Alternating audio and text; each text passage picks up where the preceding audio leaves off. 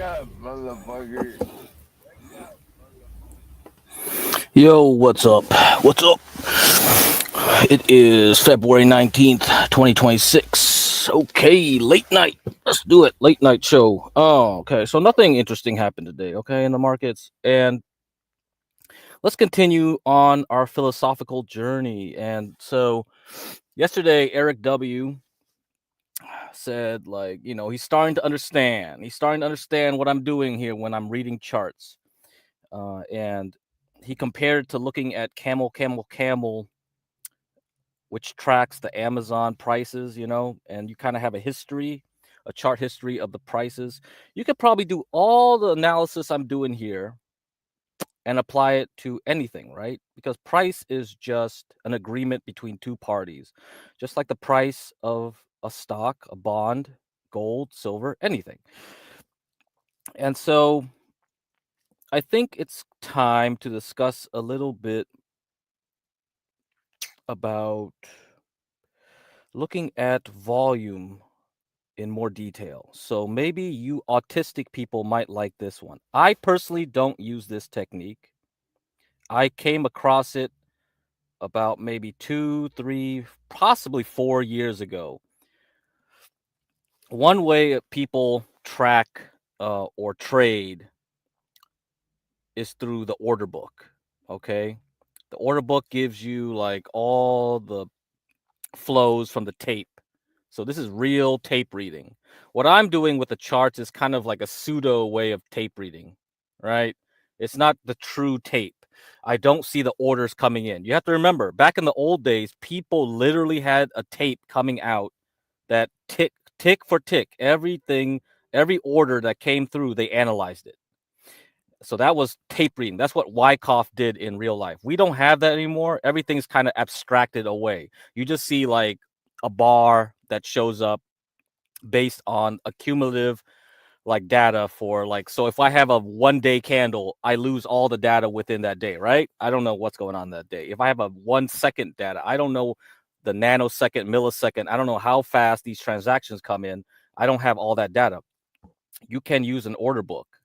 The problem with that is it requires you to get a service. Like you can get it from your broker. Like I think TD Ameritrade, if you use Think or Swim, you get some kind of order book. You get maybe level 2, and you probably have to pay more for level 3. You probably can use a third-party service that supposedly gives you even more data. And there's going to be other services that quote unquote give you dark pool data. Dark pool meaning outside the market. Okay, people trading privately outside the market, not in an exchange like the NYSE, so New York Stock Exchange, or NASDAQ. They trade outside of it. So if I have a big order, I don't want it exposed in the NASDAQ or NYSE. I want to hide it, or because I know there's a private party willing to buy all my shares or sell to me the shares, I do it in the dark pool. When you have like really bad liquidity issues, usually it gets exposed on the NYSE and NASDAQ. So a lot of times you see the huge volume that comes in when the NASDAQ or S&P crash. They usually go into the ETFs because ETFs provide the most volume. So usually you should see huge spikes come in volume. That means people are buying it aggressively because they can't find people willing to sell them shares. They want those shares anyway. They have to expose themselves in the light. So that's how you tell like there's a significant bottom, right? When in last April, you could see it. Go to look at the QQQ and SPY or the VOO, VTI, all the popular ETFs that people use. Okay. ETFs make it so easy now to tell when there's a bottom because everyone's so conditioned to buy the dip, and retail boomers and novices who don't know anything about picking stocks, they usually just jump into ETFs. That's how they do it. So anyway, long story short, we'll continue on and discuss that. What's up, Abiola? What's up? What's up? Anyhow, yeah. But I'm gonna have a bunch of videos today too. So we're gonna talk about Epstein and other stuff. That's what we're gonna talk about. It's a prelude to what we're gonna have. Okay, I'm gonna change my banner here. Let me edit this out. So, if you don't know, Universal Jones has on his channel, Be Better Network, he discusses BOIT. So that means the bottom of YouTube. So it's going to be mostly about the psychology of people who stream in this area of the internet, the bottom of YouTube. And Napstar is going to have another stream where he's going to cover some of your favorites. You know, who knows? We could cover. He probably is going to cover 777, Mooncake. What else? Anybody in the Thorpe sphere like Jeremy, TK. Who knows? So I'm going to put this up. All right. And it's going to be. Oh, hold on. I got to put the day. It's the 21st. Okay. It's February 21st. All right. That's a Saturday. Saturday, February 21st. All right. Okay. So I put that banner up there. Okay. So stay tuned. We have other types of content for you guys. Who is 777? Oh, my Lord. You don't know 777? Like basically Imperius's cousin or something. There's another Imperius out there. I guess you don't know who that is. Oh, should you? Well, he was on the same panel as Grace Thorpe like the other 2 days ago. So if you don't know the Black Sphere and all of that, he usually hangs out over there. But yeah, he's getting more involved now again. He comes in cycles too. He disappears, he comes back. He disappears, he comes back. So this is the time of 777.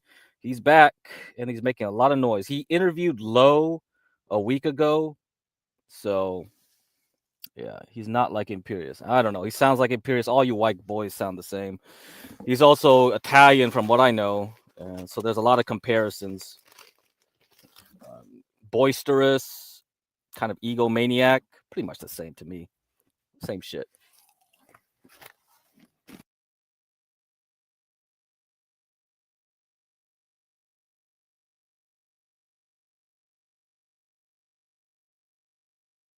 Had to mute myself for a little bit. I was getting some crackers to eat. Okay. Now, let me start off with a video. I was watching Vitali. Who's Vitali? Imperius is Italian? Yeah, he's Italian. That's why he's Catholic. Yeah. Yeah. People who know Imperius from way back when, yeah, they know he's Italian. Yeah. Okay. Let's see what we got here. We got lots of videos to cover. Fuck. Which one to start with?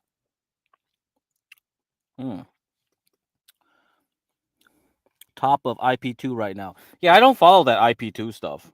Yeah, I really don't. Like outside of like Gucci's or like Andy Dick when Kino Casino covered them, I don't cover that shit. So I noticed today there were like these streamers talking about the new British far right party. I think it's what's this called? Freaking hell. Oh man, I don't know what it's called. Jesus.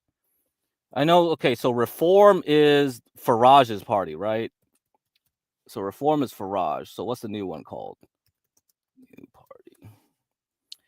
New blah blah blah.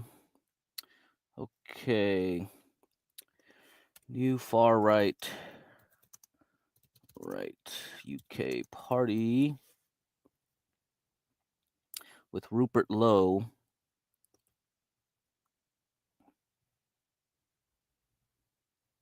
Restore Britain. Okay, Restore Britain. That's the new far right. UKIP 2.0, yeah, or 3.0, I guess. Know who Imperius is in real life? No, I don't know who. I mean, everybody keeps claiming they know who he is. I don't know. You can talk to Garion. I mean, all the Discord guys probably like have whole kinds of feelers. Like everybody claims they want to dox him or stuff. So all the Discord people can deal with that. I'm not on Discord. I don't know. None of you guys waste so much time on these faceless PFPs like me, I guess. Yeah. All right. you guys got to know, who is this person? It's like, what the fuck? Who cares? Well, God damn. Man.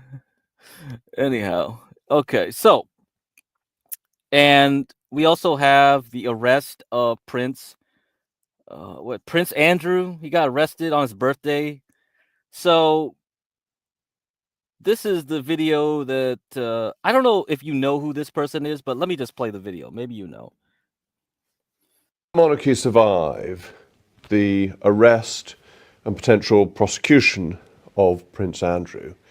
Over the centuries, over more than a millennium, our monarchy has gone through various vicissitudes. It has seen houses rise and fall. It's seen dynasties collapse. I have next to me a handkerchief that was dipped in the blood of Charles I at his execution on the 30th of January 1649.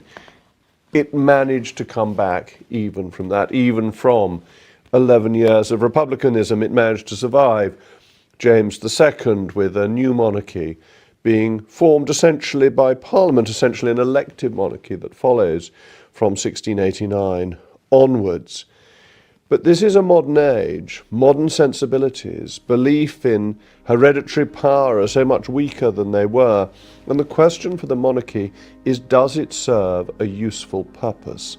And what is the importance of the subsidiary members of that family? If you look back over the last century, it worked actually really very well. That the Queen, her father, her grandfather, who covered almost all of the century, 90 of the 100 years, provided stable leadership, constitutional continuity, and a family who could represent them with dignity. Look at some of the film of the royal dukes, of Princess Alexandra carrying out duties in the 1960s and the 1970s. They were effective, popular representatives of the sovereign who made sure that the sovereign's touch reached out to the whole country. And the sovereign's touch is important. It's historically interesting because the king, last done actually by Queen Anne, used to touch for what was known as the king's evil, for scrofula, because it was believed the king's touch could cure. And we still have that vestigial feeling that the touch of the anointed sovereign is in some sense a blessing, and that was spread out through a family who people respected and admired.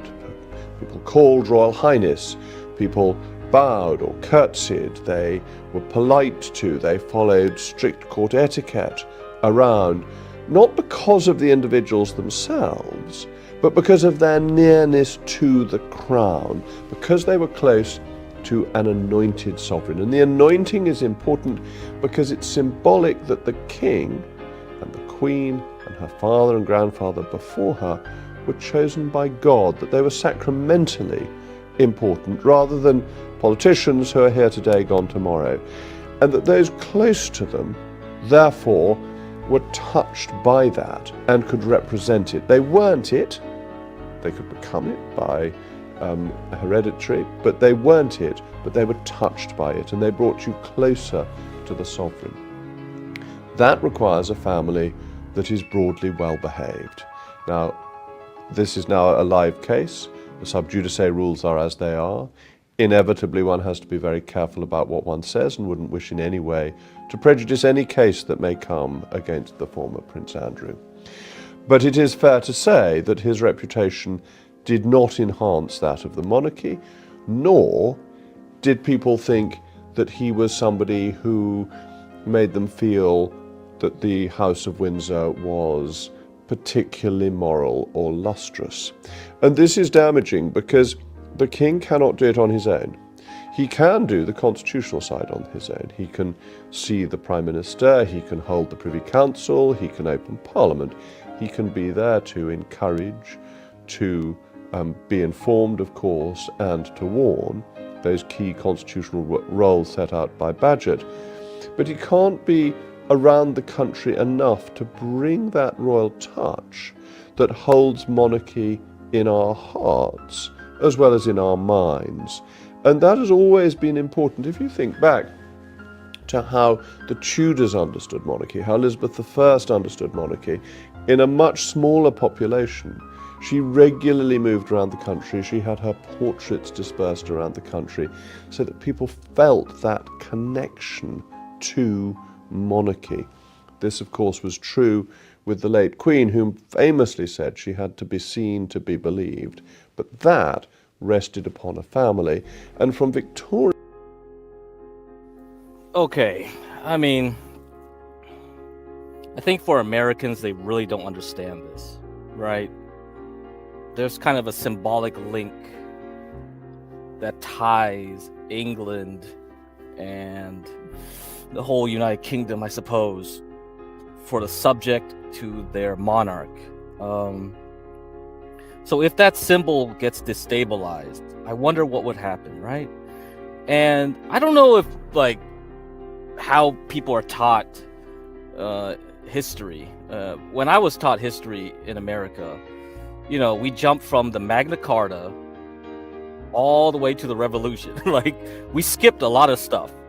And you have to remember, in between the Magna Carta and the Revolution, American Revolution, George III, there was Oliver Cromwell. Oliver Cromwell was 100 years before the United States had its revolt. So the English Civil War. And during that time, you know, a lot of things happened where people started questioning monarchy. And so that planted a lot of seeds in people's minds, you know, and for a short period, the UK became a Commonwealth, okay? Well, it wasn't even the UK then, it was just Great Britain and plus Ireland, I guess. Plus Ireland meaning like Cromwell just went over there and invaded Ireland. That's another story. So for the most part, yeah, there was something called the Commonwealth where England became a republic. And now we're at a crossroads again in the UK. And the reason I bring this guy up and I show this thing, you know, I don't even know if you even listen to the dude, because like he's talking very stuffy, very erudite, you know, upper class speech here, which I don't know if it resonates with anybody outside of a certain circle in England, you know, and Alex Jones always made fun of them, right? So Alex Jones, he always had these British accents. These were great. Talked to Lord Monckton last night, and I said, has Al Gore been thrown off the cliff and totally destroyed like Humpty Dumpty, or is he at the edge, tipping? And Lord Monckton basically said that he is on the ground. He has fallen. Humpty Dumpty has had a great fall. All the king's horses and all the king's men can't put man, bear, pig back together again. The sun does not affect the climate. We have said so. No proof, we say so. They're literally like, oh, good Lord, as a rabble go, put more fluoride in their water immediately. Brain damage to them. Their IQs aren't dropping enough or fast enough. They're not submitting to us. Yeah. More surveillance cameras, more armed troops, more police state immediately. I mean, it's a frightening prospect, a horrifying. They're saying off with their heads. No, I mean, that's what they're doing. And the victor's like, the roaches are scurrying about. Prince Philip has tried to eliminate them. We've overrun the nation with brooding foreigners. We can use it to put it into the police force and the CPS to kidnap their children. But these filthy Brits who don't like our German royal family, that runs everything, the Saxe-Coburg Goethers, we'll deal with them. Oh. I mean, literally, Charles looked even more effeminate than his wife, just going, oh, protect me, royal guard. But a little bit of locksmithing and do all kinds of things. You even sell guns. We even, well, oh, God, a rabble slave with a weapon. Disarm him. Get the guards. Disarm him immediately. One of the slaves has a weapon. Raise the alarm. Raise it. Oh, good Lord. the problem with the selling of guns right now, Alex, is they're awful hard to get right now. But Because, the rabble, you can't have the slaves and Because the serfs having weapons. Barack the Quack has made everyone want to buy guns. He's been really good for the gun industry. Lord Obama is a short-term. sensible individual. Total disarmament of the civilian population under the UNIDEA in 2001 July 7th agreement to disarm all civilians for a power monopoly of the state under UN law is the only sensible system if we're going to carry out eugenics against these slaves. They're rabble scum. They need to be euthanized immediately. And how dare them not want to be slaves? How dare them not want to be in inner city reservations? How dare them not submit to us and our divine will? We're geniuses. And what Alex just Okay, so now remember that. Remember that. So this is early Alex Jones. You know, I love early Alex Jones. That shit, like, that just made me laugh. You know, I love it. I love it. And you know, today's show we will go through some conspiracy stuff a little bit. I'll save the rest for my secret streams. Okay, remember to subscribe. Okay, subscribe to Get Crack to Me or Give Crack to Me. I mean, GIVECRACK to the number 2 me on Kick and YouTube.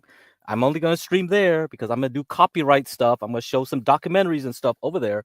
I might do a secret stream tomorrow if there's nothing interesting that happens in the markets. Okay.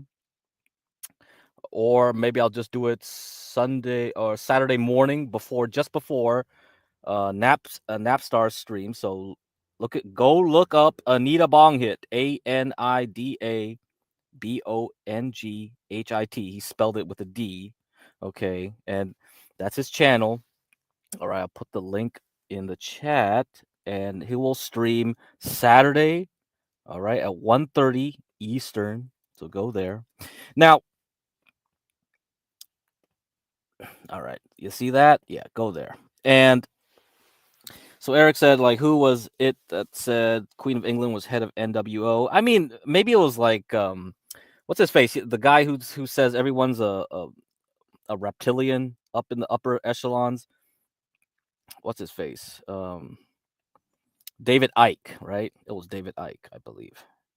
And here, let me put up an image. So that's why our thumbnail of the day that I made this video was this. Okay, I kind of alluded to, you know, the whole thing with reptiles.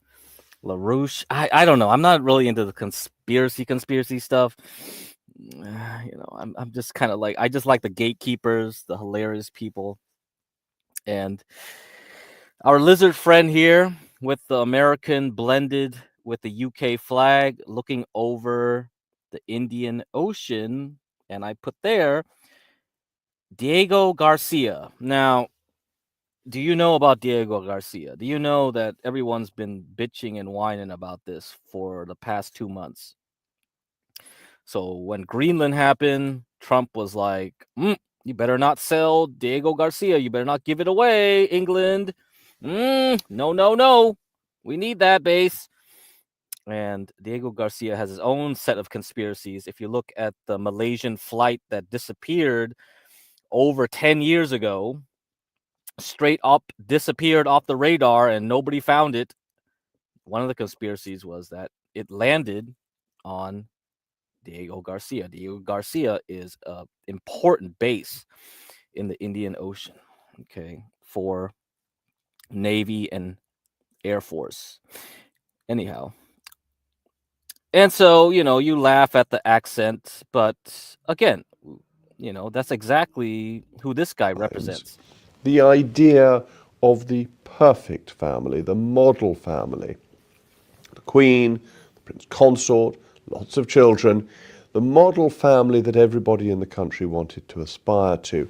And it was a leadership role as political leadership became less royal, indeed ceased to be royal effectively, so moral leadership had become more royal. And you saw that very clearly with George V, who refused to drink during the First World War, or George VI, who had black lines put round the baths at Buckingham Palace so that people wouldn't fill them with water during the war when there was general scarcity. They tried to be with their people, to lead their people morally and by inspiration. And that's very difficult to do if you've got one whose collar has just been felt by the local police. That doesn't inspire that moral uprightness. Now you might say that we've had all this before, that the morality of George III's sons was atrocious. How many children did William IV have illegitimately? How many children did George IV have illegitimately? The standard of behaviour was extraordinarily poor. The Prince Regent, later George IV, spent huge amounts of money and kept on having to be bailed out. That there was a generally unsatisfactory moral air about the Hanoverians. They did not behave well. But that was in a very different age, when people had firmly in mind that royalty was the right thing, that the whole of society was completely hierarchical, and people higher up the social scale did behave less well. George III, who behaves incredibly well, is very moral, is very loyal to his wife, George III was the exception, and everyone else was behaving badly. So I think you can't go to those comparisons. You can look at younger brothers who have been troublesome, but it has to be said, when they were troublesome, the king often had pretty brutal means of dealing with it. That the Duke of Clarence drowned in a butt of Malmsey, almost certainly on the orders of his brother Edward IV, because he was plotting treason. This is not an option for the king. Malmsey is still available, butts of it less so, and the Tower of London is not going to be a place where people are putting butts of Malmsey. So you have had problems before relating to royal personages, you have had problems relating to younger sons, but in a different age where people accepted different solutions or were less concerned about the rightness or the wrongness of it. So how do we protect the monarchy? Because in my view, it matters. The former Prince Andrew doesn't matter. He is not going to be king. Once Prince Charles married, as he then was, the Prince of Wales, Duke of Cornwall, once he married and had 2 sons, it was almost inconceivable that the then Prince Andrew was going to succeed to the throne. He's now had all his titles stripped away from him. He, in and of himself, is not important. The king is important. And the Constitution is important. As a constitutional monarchy, this country works. The king embodies the nation. He is our leading diplomat. He bestrides the world in a way that other royals do not. He has a diplomatic reach others do not. He is a safeguard of our Constitution against overmighty politicians, one that may one day be needed.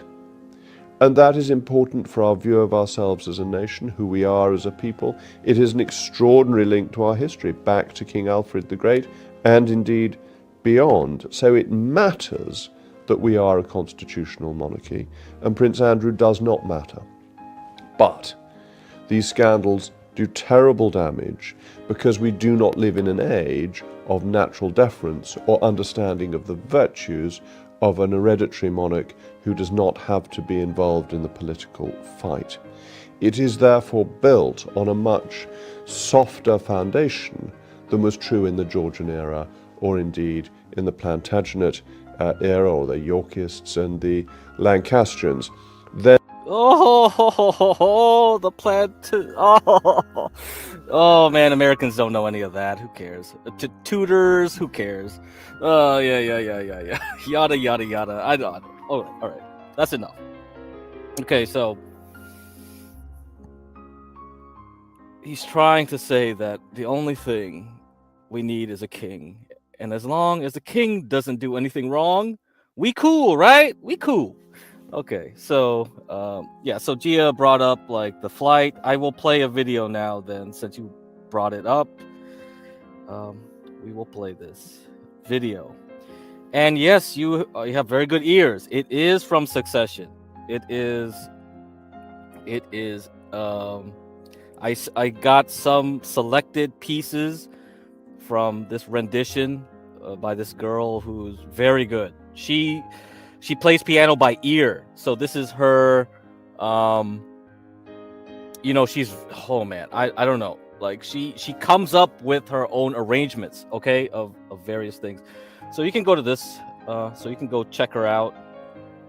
Catherine Cordova, very good, very good, very good. I'm very impressed. Playing by ear and all this. And her pianos are very good. So I think whatever piano she gets to play these things are very high quality. So no clue where she gets them. Is she sponsored by someone? I don't think she bought all those pianos for all the different renditions she does for different things.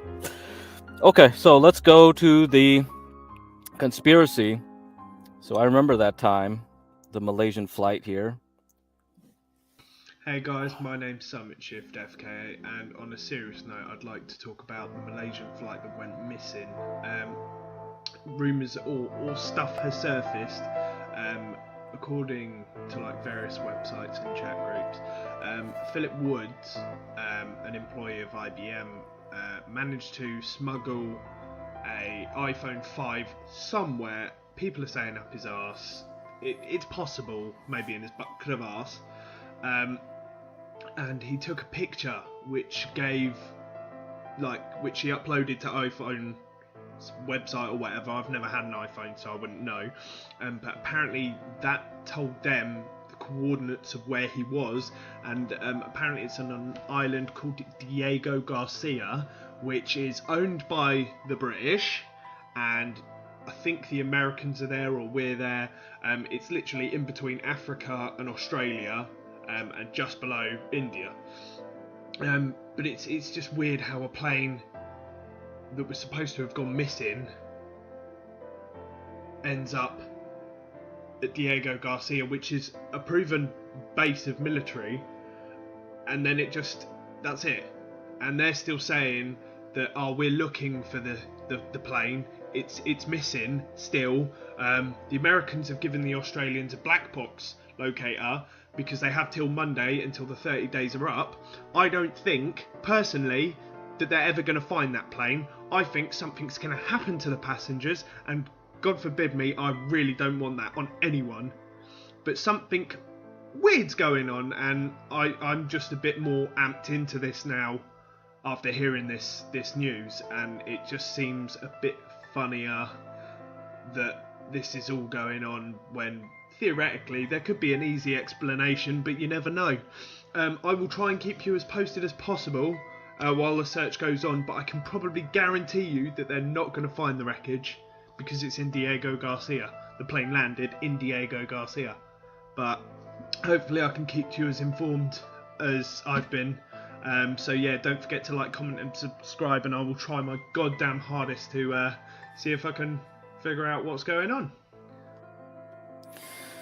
Now, one of the theories about the passengers on that flight, there were 20 semiconductor engineers from Freescale Semiconductors. Freescale was a spin-off of Motorola and IBM.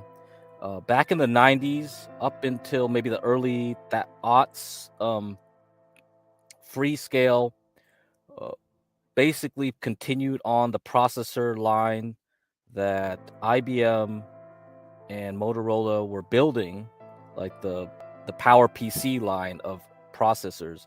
It was a RISC processor back then.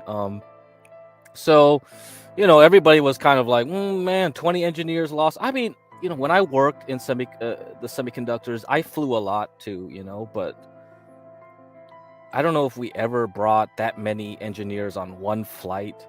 I don't know if bigger companies would purposely try to make people take different flights just in case this type of stuff doesn't happen. But it is interesting, 20 people, from a team were on the same flight. Yeah, that is interesting. I don't know what they specifically worked on. I don't know if that was ever revealed from the company. But you can look it up, Freescale Semiconductors. I mean, like, you just go Google Freescale, and you can see something. I guess maybe people had more theories back then. So yeah, just look up Freescale Semiconductor. It's not. I don't think it's in business anymore. But yeah, Freescale Semiconductor. So now, why did I bring all this stuff up? Why did I bring up like Diego Garcia, all that stuff? Like, look at the title of the show. Title of the show is The Anglo-American Condominium. Diego Garcia, Chagos, Akrotiri, and Decalia. Akrotiri and Decalia is in Cyprus. These are UK military bases on Cyprus, partially funded by the US. Okay. Diego Garcia is owned also by the British Overseas Territory, and the US definitely has a major presence on that part. Okay, that's not hidden. And so we can go and review this stuff right now.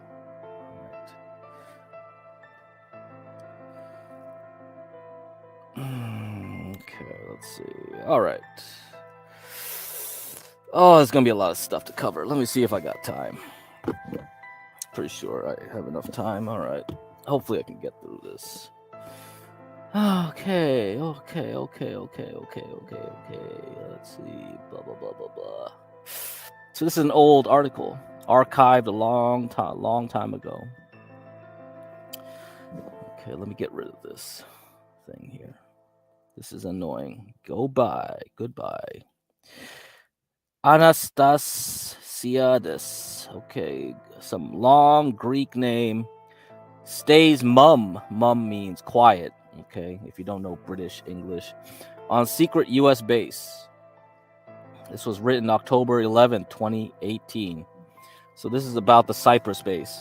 Okay, Cyprus is essentially the UK's version of Hawaii. I've been to Cyprus on business too, so not in the base though. So you don't try to dox me with that. All right, anyhow. Foreign minister to brief House after clamor.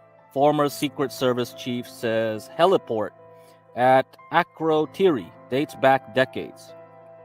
The government's continued silence on the reported existence of an American air base on the island only served to feed the opposition's curiosity on Thursday as they demanded answers. President Nikos Anastasiades demurred when asked about the secret American base. Why should I be answerable when even the U.S. State Department itself was unaware until recently when a report came out? The base was likely used for humanitarian purposes, he said, adding that it was well known Cyprus provides these facilities to foreign countries like France and Germany. But he avoided directly addressing the question of whether the Cyprus government knew about the U.S. operation. Earlier this week, ABC News, citing a U.S. government document, said the U.S. State Department spent some $70 million on the base that was quickly set up and served little clear purpose before its quiet closing last year. ABC said the base, established in September 2013 and closed in August 2017, hosted 5 helicopters and approximately 40 government contractors at a cost of about $20 million per year, according to a recent report from the State Department Office of the Inspector General, OIG. The OIG report stated that the base provided the department a regional contingency capability with a focus on air bridge support to Embassy Beirut, so that's Lebanon, and assisted to the transportation and, if needed, the evacuation of comm personnel from the embassy. But with the administration here staying tight-lipped since the story broke on Wednesday, opposition politicians grew impatient. We want to know what these helicopters were used for offensive, surveillance, or humanitarian purposes, asked Greens MP Georgios Perdikis. Perdikis, all right. As the pressure mounted, Foreign Minister Nikos Christodoulidis accepted a summons to brief Parliament on the issue. In a brief statement, the Foreign Ministry said Christodoulidis agreed to appear before a House committee and answer questions. The statement did not say when. The House Foreign Affairs Committee is scheduled to convene next on October 23rd. Blah, blah, blah, blah, blah, blah, blah. Anyhow, here, this is the key part.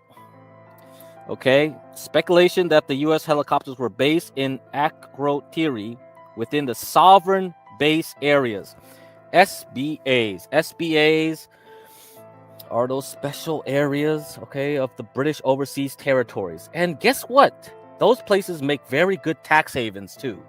So we will have some videos about tax havens. So if you're interested in making your own cryptocurrency company or shell company and you want to hide your money from government taxation, having an operation based in Cyprus might be the way to go. Appeared to be confirmed when local media published screenshots taken from Google Earth. The photos purport to depict Apache and Chinook helicopters parked next to a hangar in Akrotiri. Ooh, well. Well, sounds like something, huh? The satellite images depict a heliport that was built in the mid-1960s. Oh, well, what happened in the 1960s? You had the Turkish invasion of Cyprus, okay, after the transfer of power from England or the UK, I guess you want to say, the UK over to the Cyprus local people. So that's always something interesting there. It was then that a deal was struck between Archbishop Makarios. So he was the leader of Cyprus at that time, before the Turks and the Greeks on that island split apart, and the United States following the American U-2 spy planes to make use of the British bases. This necessitated aircraft support and the installation of auxiliary services, including helicopters, he said. The former top spy stressed that he was citing information available in the public domain and was not revealing classified material. He said his information about the heliport on Akrotiri and its use by American U-2 planes flying surveillance missions over the Middle East comes from the book The Wrong Horse by Lawrence Stern. Okay, so yeah, you can read the rest of this. Pretty interesting. Okay, but we know that the U.S., and Britain go hand in hand. Okay, and we will continue on that journey a bit later, I guess. But first, let's go to recent times. So this is the recent news. UK is blocking Trump from using RAF bases, so the Royal Air Force bases, for strikes on Iran. The disagreement over the use of British sites is behind the U.S. president's withdrawal of support for the Chagos Islands deal. So that includes Diego Garcia right here. Okay, all these nice little planes on Diego Garcia. Do we see where the Malaysian plane is? Is it still there after 11 plus years? I don't think so. Anyhow. Keir Starmer is blocking, so that's the prime minister right now. He's actually the most unpopular prime minister ever in British history, which is surprising because they've had a string of prime ministers that haven't been, very popular. Liz Truss, Rishi Sunak, who else? Boris Johnson. Like, bruh, I don't think they've had a solid prime minister in a long while. Probably since Blair. Actually, it's been a rotating cavalcade of who knows? I don't know. That the whole place is ridiculous. Anyway, is blocking a request by President Trump to allow American planes to use British bases to attack Iran, telling him that it would be in breach of international law. In a rift with Washington, the Prime Minister is understood to have told Trump that the UK would not allow the use of British facilities at Diego Garcia and RAF Fairford in Gloucestershire. Gloucester. Okay, wait up. Okay, so, we say Worcestershire sauce, so they say Worcester sauce. So then I should pronounce this Gloucester sauce, right? So it's Gloucester, whatever. Which is home to America's fleet of heavy bombers in Europe. Under the terms of long-standing agreements with Washington, these bases can only be used for military operations against third countries that have been agreed in advance with the government, the UK government, the parliament, essentially. Okay. So right here, we got Diego Garcia. Okay, and Gloucester, and Iran in the middle. All right, there we go. So, all right. They would have taken it apart because parts of it were found in the east coast of Africa. Yeah, we'll get to Africa in a bit. Anyhow, and Trump fired back. Trump accuses Starmer of big mistake over Diego Garcia lease. So he did that before already with during the whole Greenland thing. It's a big mistake. By entering a lease agreement for the U.S.-UK airbase on the island of Diego Garcia, Trump urged the UK not to go ahead with its plan to give the Chagos Islands to Mauritius while taking out a 99-year lease for the military base. He warned the Prime Minister to avoid losing control of the region and said the U.S. may want to use Diego Garcia in the event of a conflict with Iran. He wrote on Truth Social on Wednesday night, "I've been telling Prime Minister Keir Starmer of the United Kingdom that leases are no good when it comes to countries, and that he is making a big mistake by entering a 100-year lease with whoever it is that is claiming right title and interest to Diego Garcia, strategically located in the Indian Ocean. Our relationship with the United Kingdom is a strong and powerful one, and it has been for many years, but Prime Minister Starmer is losing control of this important island by claims of entities never known of before.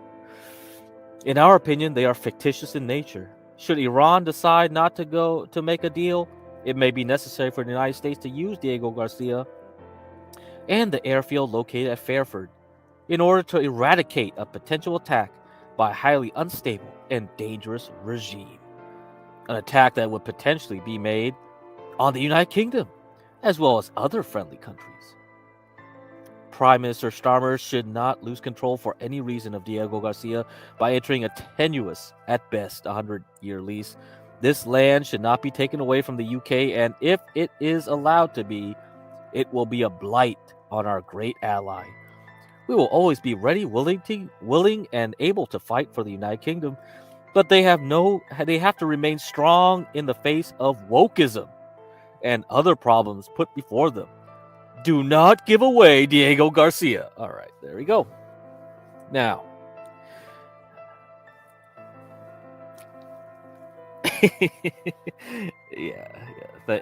thanks, Ugg on YouTube. So, the liveys. Well, I don't know if you know about Carol Quigley. Carol Quigley wrote several books. He was also a mentor for Bill Clinton. So this is Bill Clinton's speech way back when. His nomination acceptance address delivered in July 1992 on the 16th. Okay, and here's the important part of this speech. All right, guys. It's quite a long speech, isn't it? People usually sat and listened to Bill Clinton forever. He was one of the best speakers we've had in a long time. Very smooth. He was Slick Willie. Yeah, Slick Willie. That's what they called him. As a teenager, I heard John Kennedy's summons to citizenship. And then as a student at Georgetown, I heard that call clarified by a professor named Carol Quigley, who said to us that America was the greatest nation in history because our people had always believed in two things: that tomorrow can be better than today, and that every one of us has a personal moral responsibility to make it so. Oh, how poetic. But yes, he was like pretty much his favorite professor. Okay. And I think he mentioned him another time in some other places. Let me see if I can find it. Slick Rick, yeah. I'm thinking of something else. Slick Rick. Slick Rick was a panelist on Chaotic Truth. He was this black guy who would just like pop on panel with cam on, and he would go around and start saying like, the blacks could never make this. Like he would just show off like buildings and things. The blacks could never maintain this, and he would just. One time he was in a, I think he was in a wedding, like or something. He was in a dance hall, and he was just dancing, and he was just showing off. It was like what the. The peak era of Chaotic Truth was amazing. I love that era. You had so many cool characters. It's just not the same now. That was the summer of 2024. It was an amazing time on that panel. I don't think it could ever be topped, honestly. Okay, so let me see. Let me see.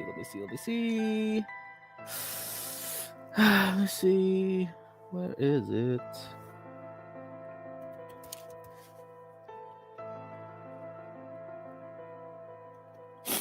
Okay, let's see. Let me see if this was the website.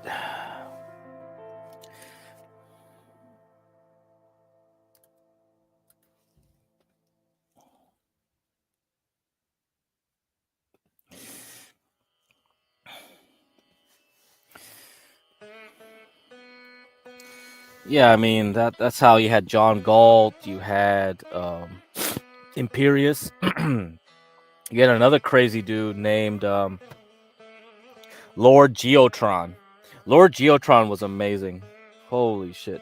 I downloaded some of the VODs from that time. I might play some clips that I could find, the best of CT during that era. Oh man, Lord Geotron. I remember one time Lord Geotron was coming home in his truck, and he was whining about like how these idiots turned on the water and it ruined his whole plumbing job. Like they turned on the water at the wrong time and everything got screwed up. And he was just yelling and screaming on the panel. It was crazy. It was insane. You had some wild people, man. Great stuff. Okay, let's see. Okay, it wasn't this. That's the same link. Was it this link? Okay.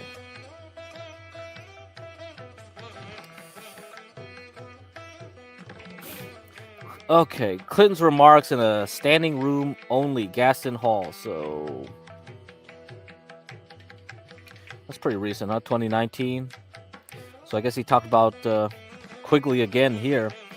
Though attentive to policy and politics, were rich with Georgetown nostalgia. I am grateful that 53 years ago I sat in Professor Carroll Quigley's class and I heard him tell me that I had a personal responsibility to make the future better than the present. Clinton shared a story that the editor of his 2004 memoir insisted he cut half of the 50 pages devoted to Georgetown, cautioning that nobody will believe you remember all these teachers and what happened in their classes. But I do. I could fill 500 pages. Well, the only ones that were mentioned, right, is Carroll Quigley, as far as we know. And now let's go into it. Let's go and dig deep into this. So, he wrote a book, all right? I recommend this book, The Anglo-American Establishment.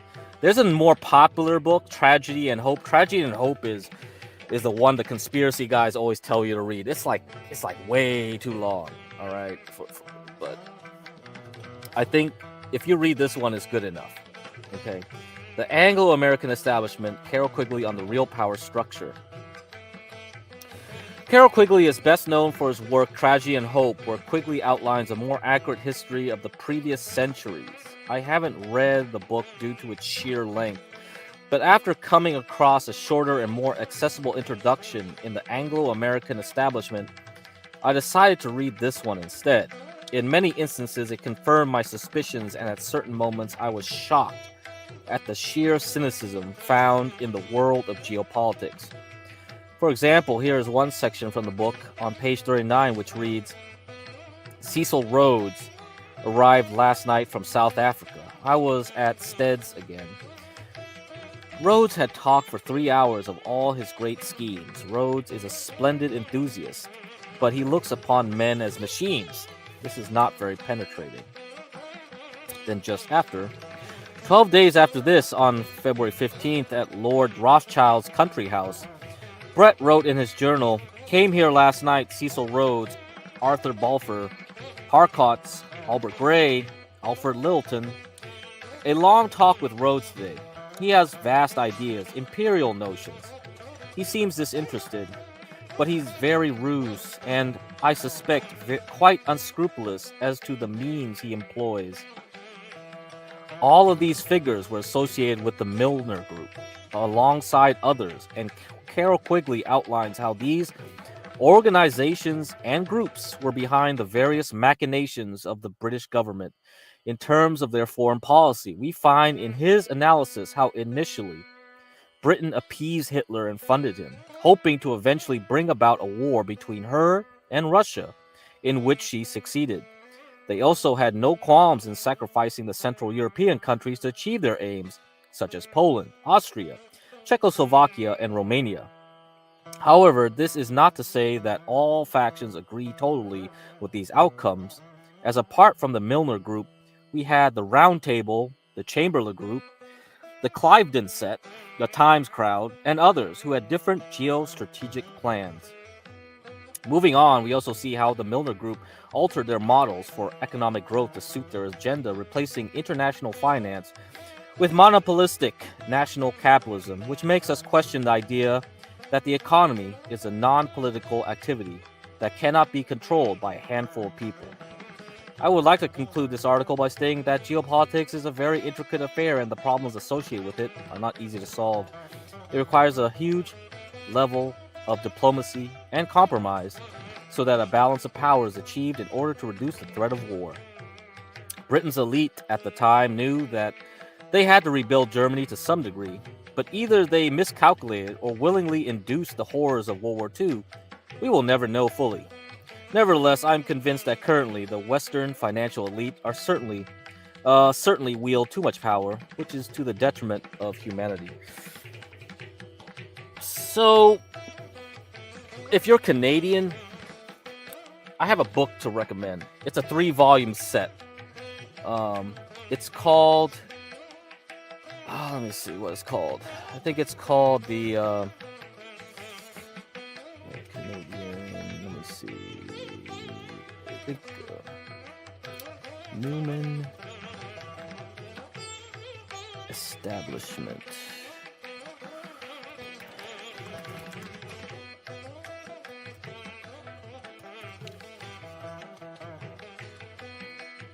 Okay, there you go.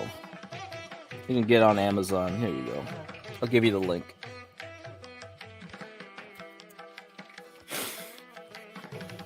So for the Americans, they can read this, and you should, and the British, and anybody around the world should read the Anglo-American Establishment. And if you're Canadian, you can add this to your list. It's called The Canadian Establishment by Peter C. Newman. I believe the Canadian Broadcasting Channel made a series, a little short series, maybe about 10 episodes or so of the book, but you can read the book too. So you can look that up. And I'll play a little video from the author himself, because all this stuff goes together, the thing. Breaking! Trump administration to begin disclosure process for U.S. government files, including the Department of War. Let's fucking go. Oh, you were talking about UFOs? Oh my God. I don't talk about Project Bluebeam with you guys now, do I?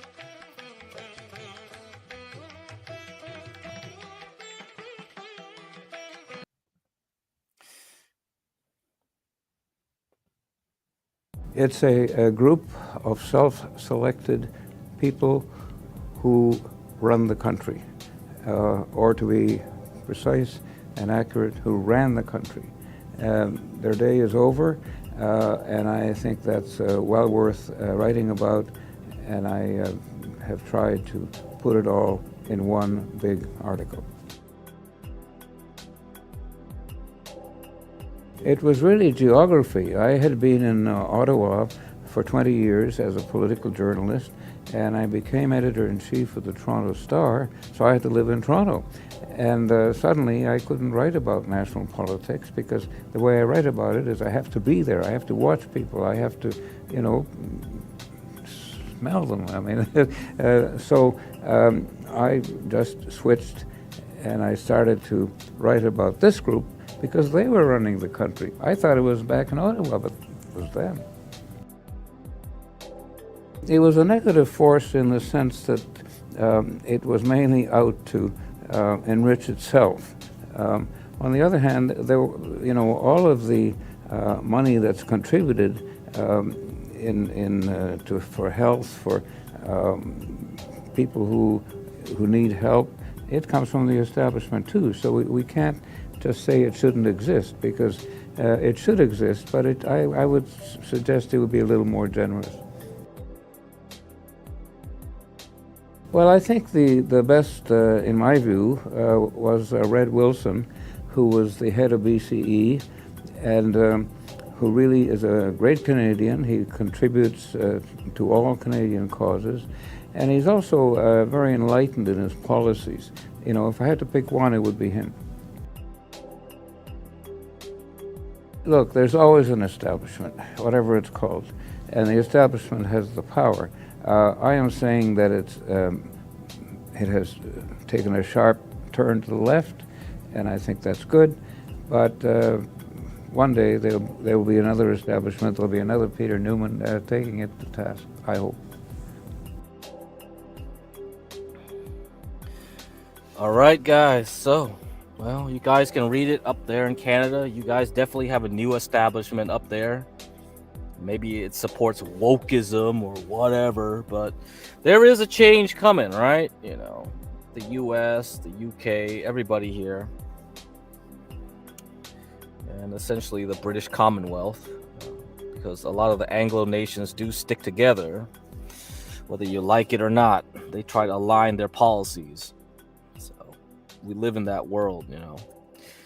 So again, yeah, you can read the Anglo-American establishment. All right, Bill Clinton. All right, got that. So let's get back to Diego Garcia.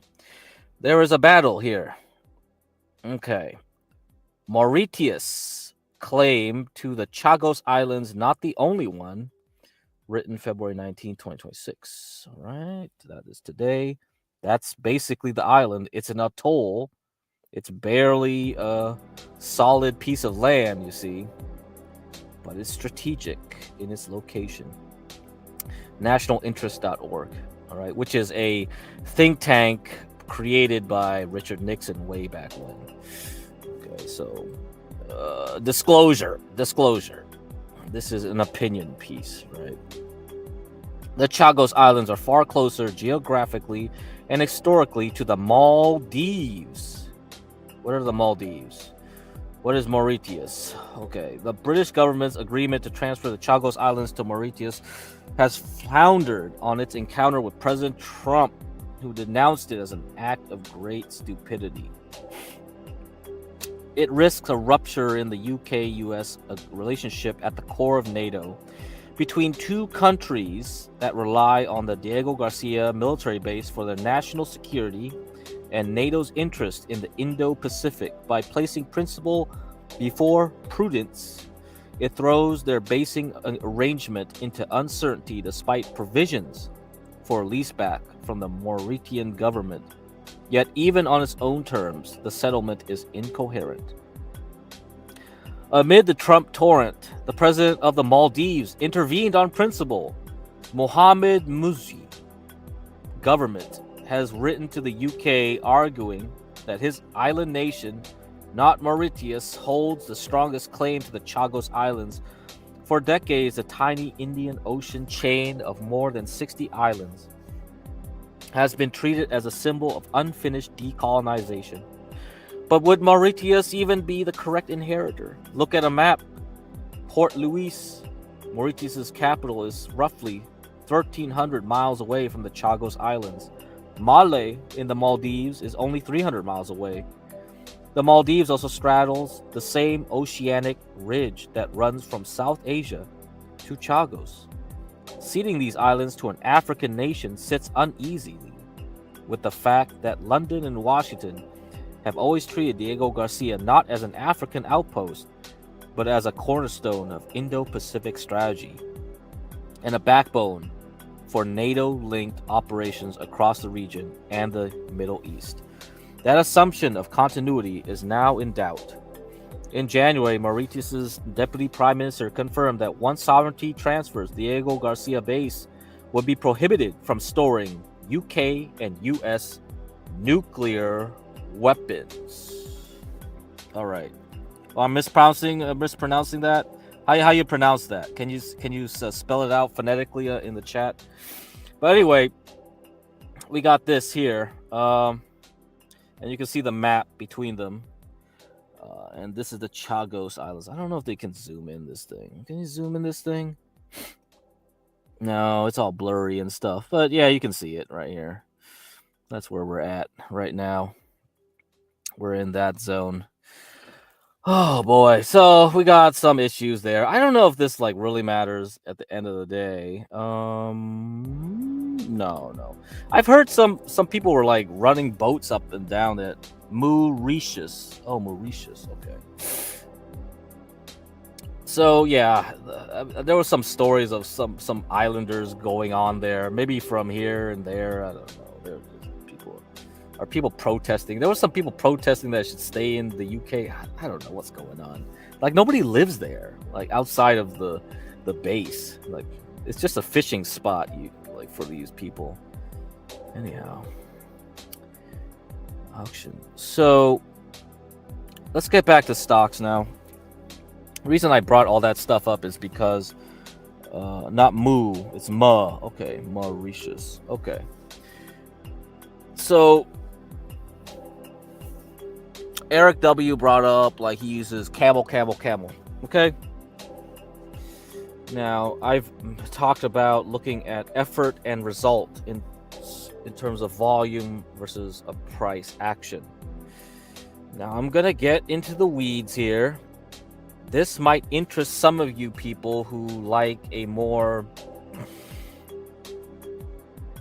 analytical way of looking at it, because when I look at the charts, it's sort of more broad, big picture, right? So we can go into the details. I warn you, however, like you might lose yourself in the trees, right? I rather look at the forest, but maybe this floats your boat better than how I look at things. Auction market theory, understanding market dynamics. And this is a great blog because most of the stuff, when you search auction market theory, it's just somebody trying to sell you something. This was written very recently, February 12th. Thank goodness this guy wrote this huge blog entry, because he summarized it way better than me trying to refine all my old bookmarks from 4 years ago, because those bookmarks were not complete at all. People would only tell you a little bit and something like this. This is very complete, very good. So I'll just read from the beginning until I stop. I'm going to stop at some point because this is very long. You guys can go to the link in the description. So if you're on Kick, go to YouTube and go to the description. Everything I do in my streams, I put as many citations as I can in the description.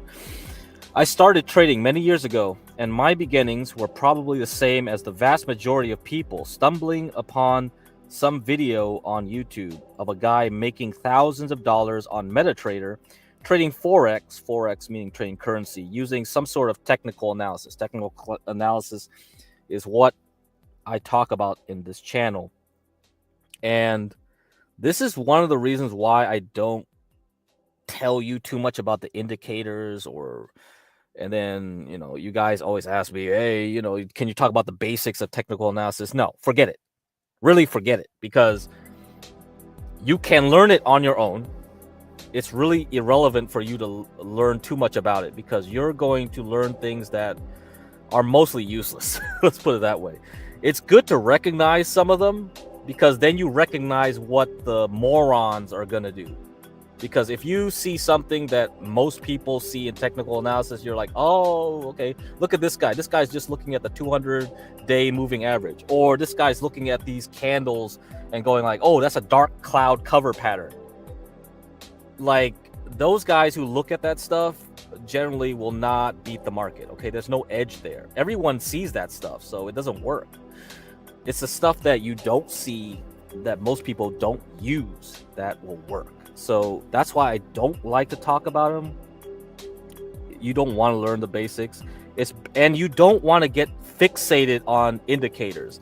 So many people try to like find some indicator, like, oh, if this line crosses this line, then I short it. If this line crosses that line, I long it. This or this and that. No. Very inflexible. You really are relying that this thing has some kind of probability. So it's like the coin flip stuff that I talked about before. And I said like, okay, heads is 60%, tails is 40%, right? And stuff like that. Most technical analysis will just give you barely above 50% chance that it will work. So if you just rely on like, oh, I have this line cross that line, and you just keep relying on that signal, you will fail like barely above 50%. Like maybe at best 60% it'll work. You'll lose over time, right? And it's gonna take longer for you to make money, because every time you lose, it just eats away at your. So that's why it's like, no. Let's not do that. Let's focus on the big picture. Okay, let's not get stuck in signals and stuff. Like, recognize certain things, recognize certain patterns, but don't be fixated. Don't be rigid. Be flexible. Just you need more than just a few things to see on a chart. Okay, so that's what I hope over time you'll understand. And once we get down the list, we can use that to build the portfolio. You'll get a better feel, and we can move from there. And then you people who like to do quantitative things, you can figure out how to tune it to make it, trade more profitably over time compared to most systems. So, and that's later. That's probably a long ways away, depending on who wants to use AI to figure this out. One thing that I can comfortably say is that the longer I trade, the less of a fan I am of technical analysis. I don't blame you. Most technical analysis out there is hogwash. It's complete nonsense. Social media is always filled with a bunch of different indicators, right? Like I said, price action techniques, trend lines, and so on, breaking down usually the hindsight situations that already played out. One of those hindsight situations is like, oh, the death cross. Wow, I see a death cross. This moving average goes below this. By the time you short a death cross, it's too late. It's probably where it's going to bounce. So that's why I said it's nonsense. It's useless. It gives you no edge. I am not saying that all technical analysis is bad. I still use some things to this day. But what I see online most of the time truly reminds me of astrology for the unemployed rather than an actual useful trading approach. Yep, that's what you'll mostly find out there. Okay, so if you see channels with like thousands of people coming in there watching this guy do this thing and that, they're just selling you something. Okay, they're just selling you something, and that's it. And eventually, most of that stuff you'll find out doesn't give you that much improvement over like just buying the S&P 500 index and doing that. But by the time most people find that out, it's too late. One of the things I learned early on, and that stuck with me throughout the years, is auction market theory. It is not because it is the best way to view the market or because there are hidden secrets behind it, but mostly because it makes sense. It does make sense. It does make sense because it's volume analysis. So when I do the volume stuff, it's very like, it's not precise because I don't have all the information in a chart. The chart doesn't give me the detailed information. If you, however, do have more detailed information, you can do this type of analysis. And here we go. This is how we're going to do it. And this is exactly what I cover in this article. We will start with the fundamentals of why markets move, break down auction market theory itself, and then look at the tools used to apply it. Market profile, volume profile, and VWAP. VWAP is... Okay, so there is somebody named Shannon. I forgot his first name. He does a lot of VWAP. He has a book. He wrote this book probably 2 years ago. You might be interested in it. And if you go on TradingView, you can find a lot of stuff that this guy talks about, the volume profile, the market profile. Okay, so if you're interested, yeah, read the rest of this article. But I'll keep going on until I find a good place to stop. Before we do so, I will leave a supplementary reading list here for those who want to dig deeper. So here are the links. Okay, take a screenshot. If you don't have the link, you can still take the screenshot. You can Google these books and go wild. I'm not a big fan of reading long books for trading because I don't know how many of you guys will actually take advantage of it.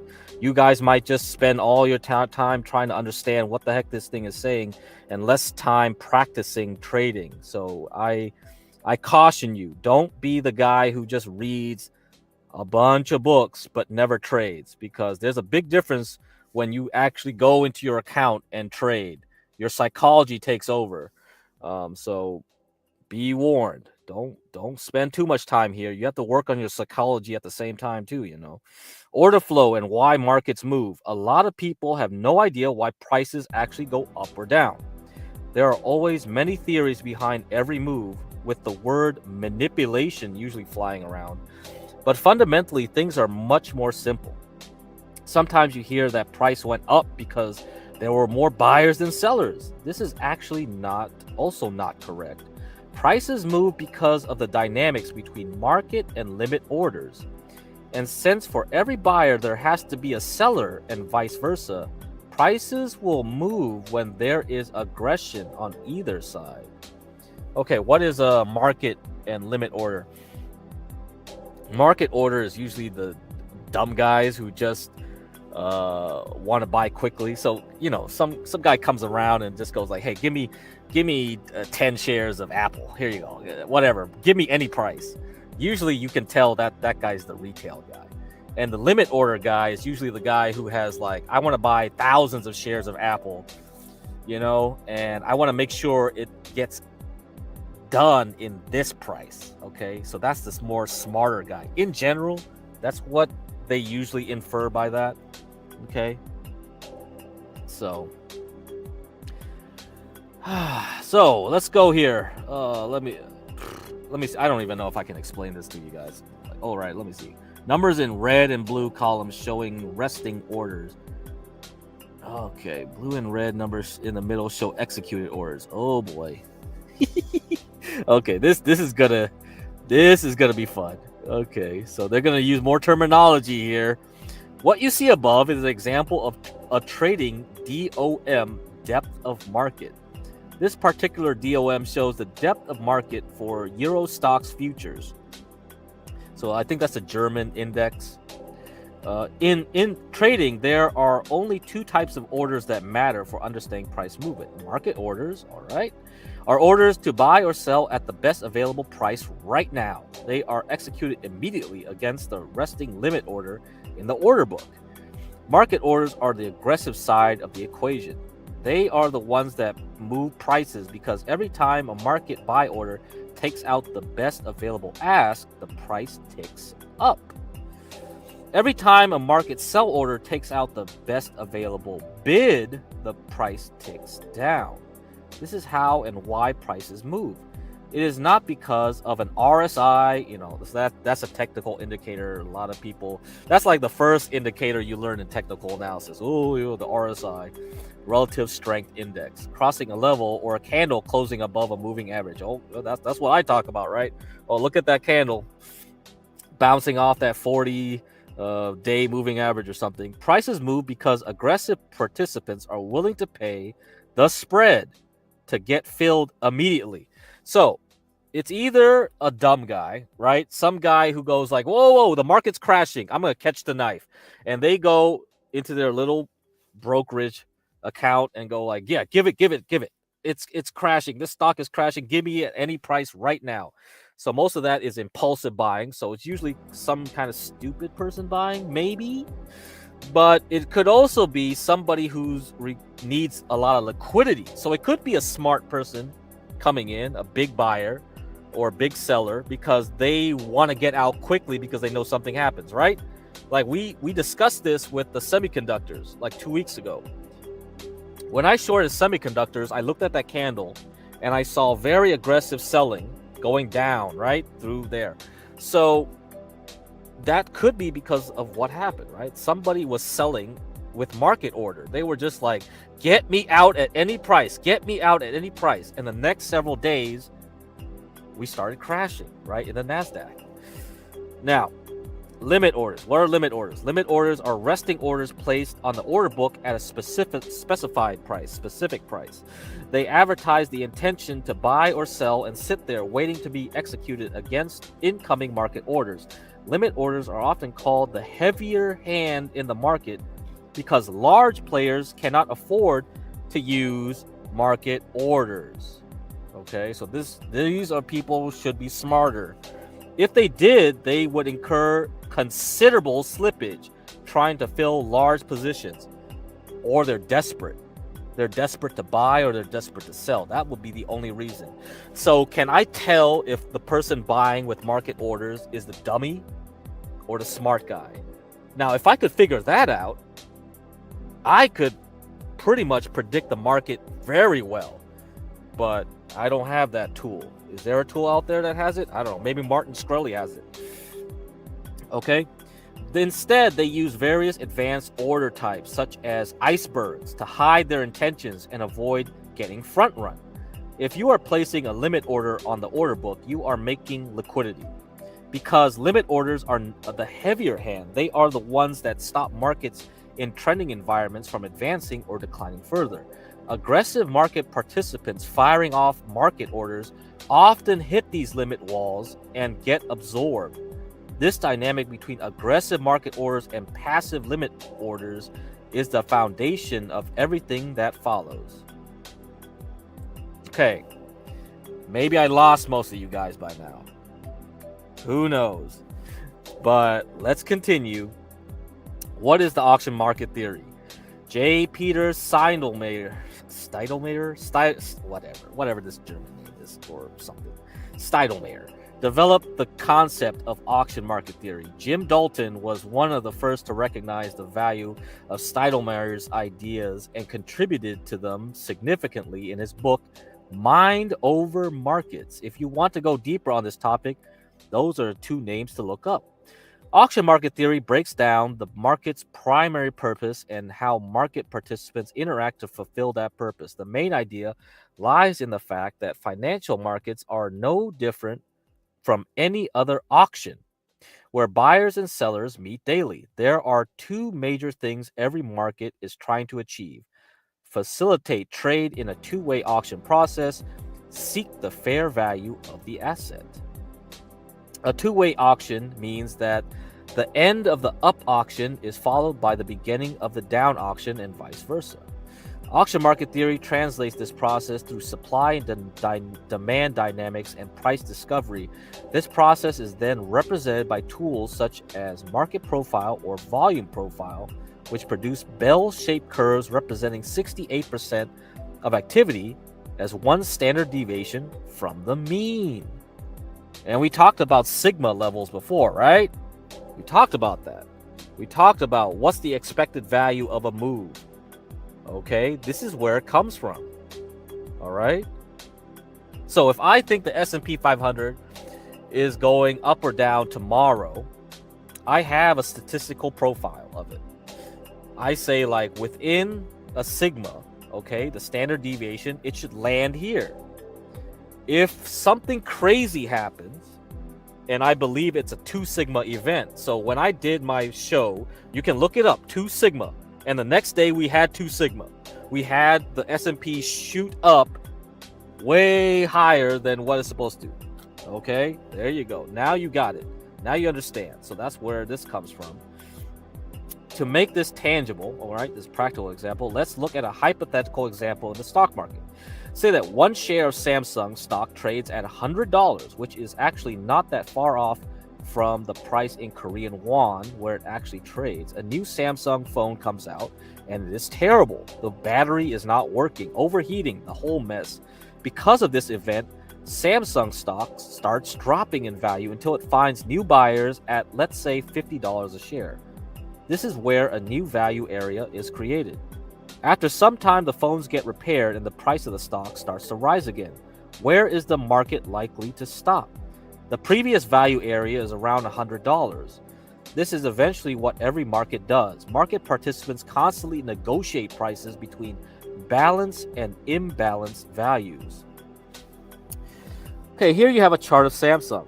While I have absolutely no clue what caused the price movements from 2019 to 2023, it reflects our scenario quite well. Value built at the lows, followed by a move to the upside where new fair value was established. And once price sold off, it found support at the prior value area. When it comes to trading, there is always a narrative. Trump said this, war here or there. Okay, so Powell did that. Someone ate a bat in China, and so on. I earlier mentioned that the longer I trade, the less I care about technical analysis. If there is something I care about even less, it is all of these narratives. Yes. If there's anything you should care less about, it's news. News is nonsense. Okay. All right. So yeah, what's up, troll? What's up? Yeah, first order was a limit order. Yep. Yeah. You'll learn. And I think there's more complex orders you can make on there too. So I think you can read the rest of this article. It's like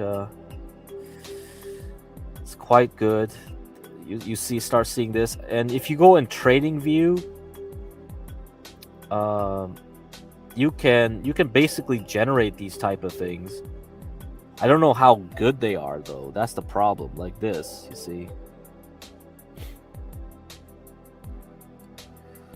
Like, yeah, their Trading View started adding a lot of these indicators here, but the problem is that they just use the volume profile of the data they get. So the data feed that Trading View gets, is probably not very good, right?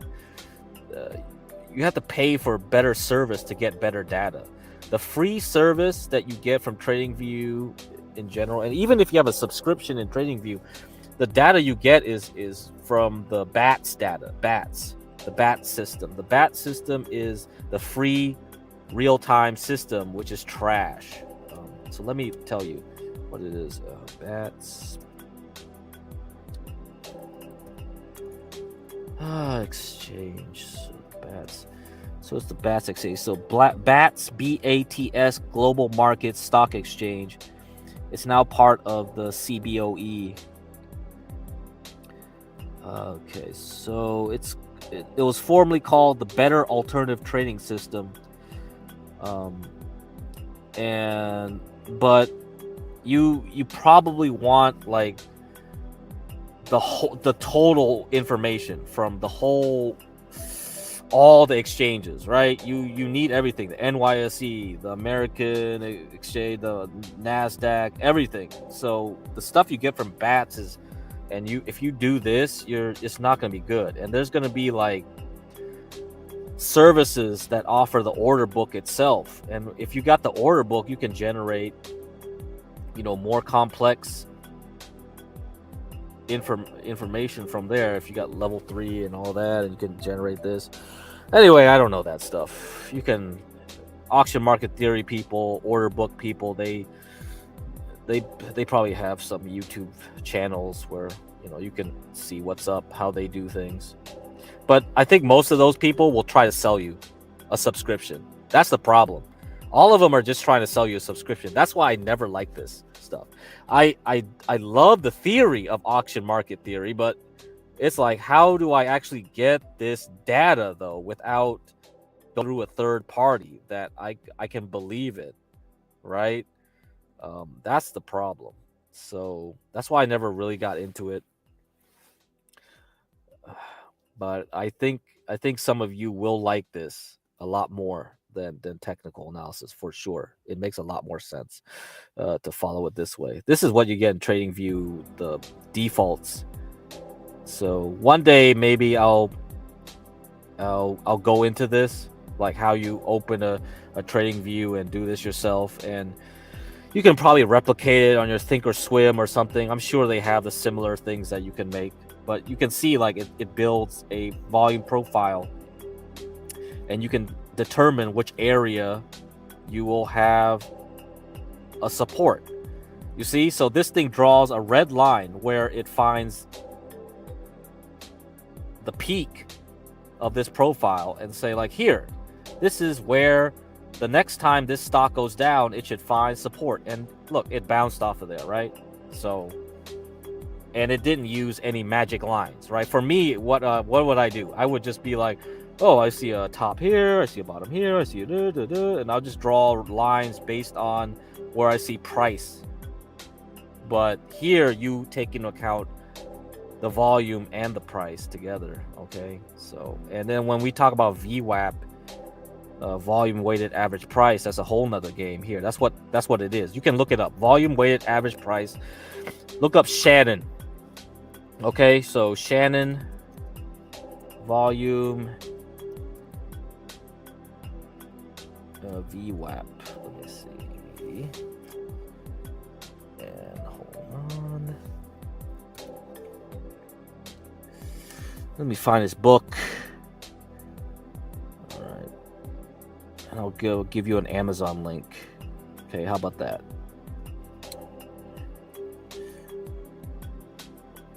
I'll be nice to you guys today.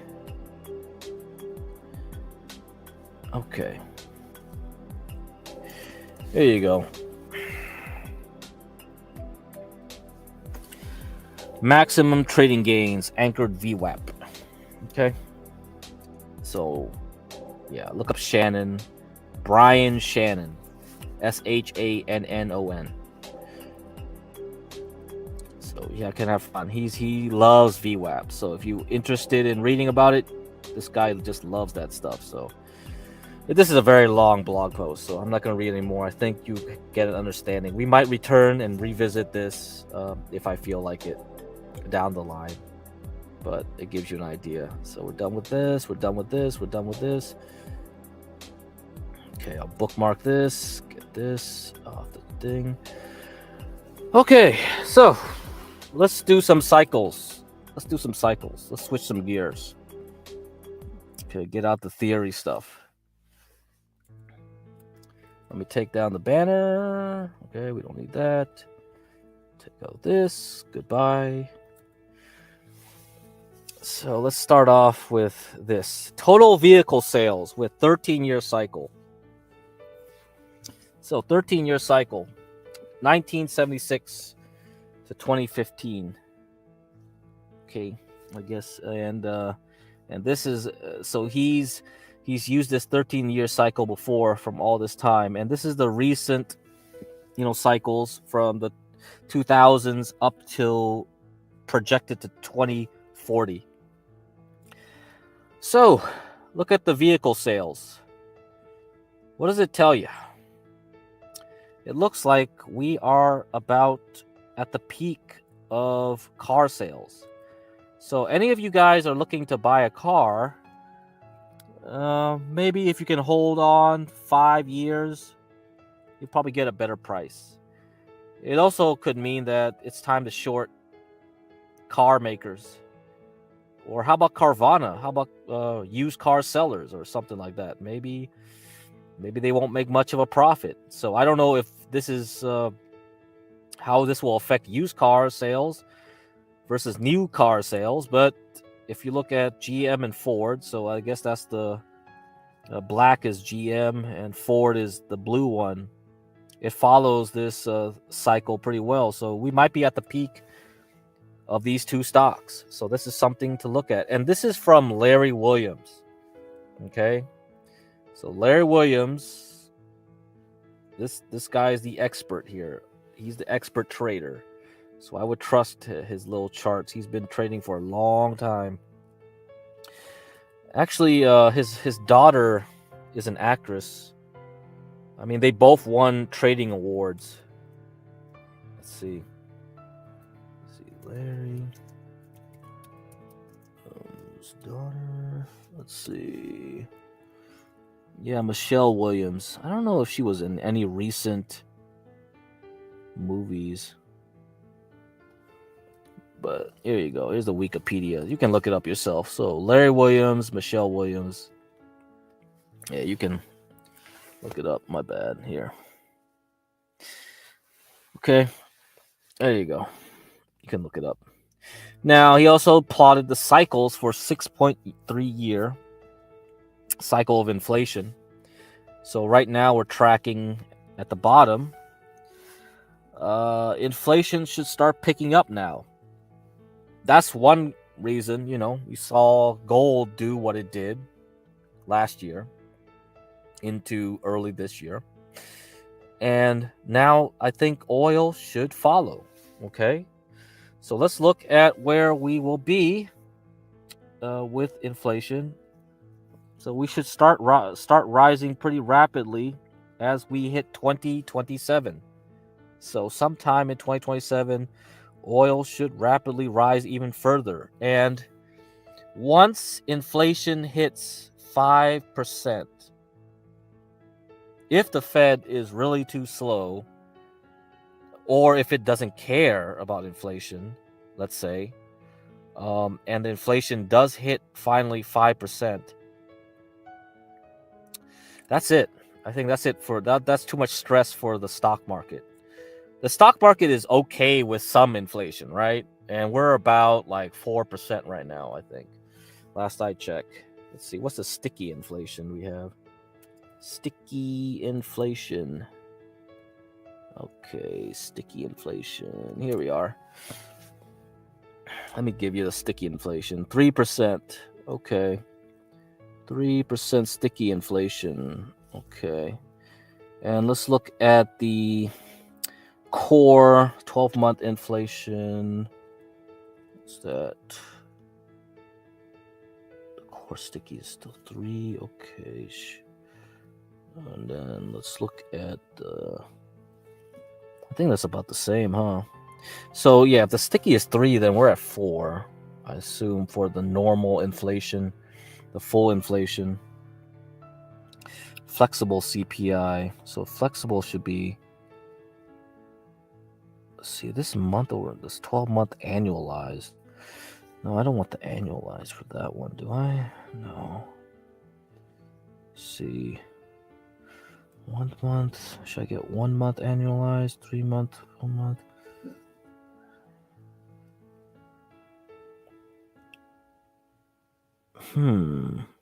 That's interesting. Okay. 1 month annualized is -4. So the flexible CPI is trying to drop. Yeah, the sticky inflation is still too hard, huh? God. Yeah, it's really hurting it. It puts the Fed in a bad position. Let's see. CPI, let's see. What was the last? There'll be the PCE will be released tomorrow. So let me look at the calendar. So let's see what the projected PCE will be tomorrow morning. Tomorrow morning, month over month is 0.2. How about the year over year? 2.8% PCE. So not bad. The Fed wants it below 2, but we've been flat since September. So it's been hovering 2.7 or August, 2.7, 2.8, 2.7, 2.8. Oh boy. And then sticky is 3. Okay, this is not good then. Oh man. Yeah, this is tough. So I'm guessing like I'll have to believe this then, that we are going to rise into next year, and then next year will be something bad, and then something will break, huh? Next year. So yeah.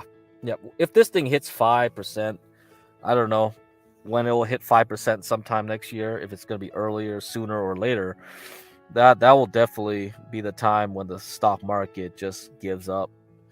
But for now, it should be okay as long as oil, energy, all those like take over. So once the tech side, the AI side, like goes down, like doesn't matter as long as we have the oil projected. So this is my own.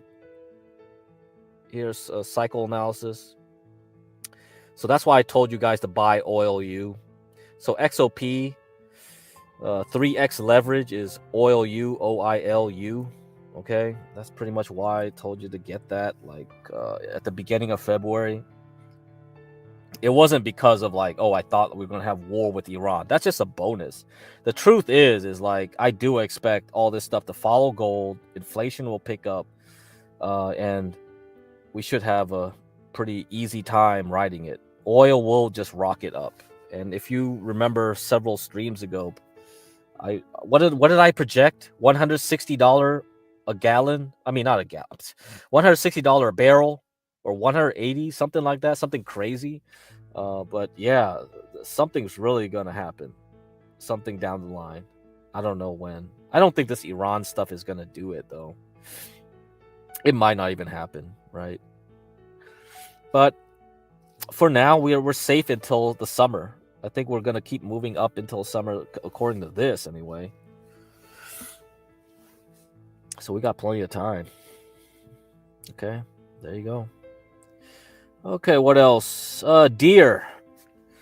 So yesterday, last I talked about Deer. Okay, Deer had earnings. It's up. It was up like 13% at one point. It closed the day at up 11.58. Perfect. We hit our target of 653 for the DeMark indicator. Yeah, we're at a 7 count. So my guess is that we'll take a break, and so I'm gonna add this to our boomer portfolio. So we have a whole list of things on our portfolio. I will start adding more stuff into this, like Deere, so DE. So if you like your John Deere equipment, farm equipment, you're gonna like this stock. Then yeah, might as well, because this will complete its 9 count in a couple weeks. It'll take a break and then resume going up, because I think this will just be an intermediate stop, and we're finally going to go up. This 5, you see the 5 here? Okay. Yeah, you see that 5?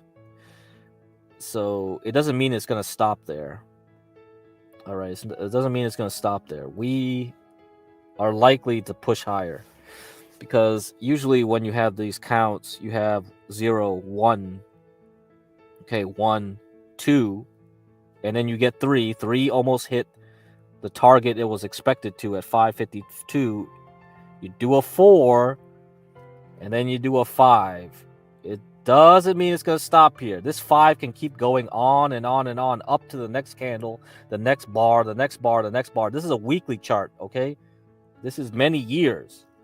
So from 2021, it's been going sideways into 2025, and we discussed this yesterday. Go to the yesterday stream. We talked about Deere a lot. And here we are right now at this point, and I think this is just the beginning of a longer move up. So don't be surprised if Deere is going to be $1,000 next year or more. So I guess I'll have to put in the boomer stock. So this is a perfect boomer stock for boomers. Okay, right here. All right, anything else? No, I don't know if I want to talk about like home builders or home consumers. Home builders, yeah, I'm mixed. But I see some of them are really perking up, like this one. Try Ponte Homes, mid cap, up 47% year to date. So from New Year's up till now, this thing went wild on earnings. So there's definitely some of these that I might start throwing in there too. Let's see, industrials, trucking, yeah, trucking also. Some of them might be good. I don't know. This one kind of messed up earnings. Yeah, so I'm always on the lookout for more things here. And we got home improvement. Obviously, you know Lowe's, you know Home Depot.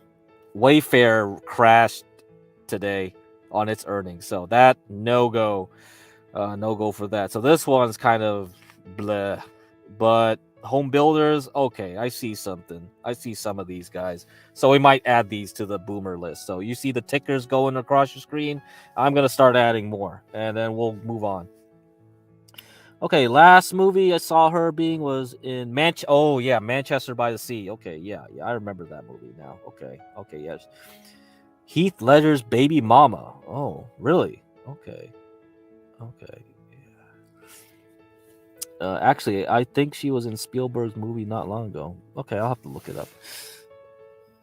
Can you explain why petroleum tracks inflation?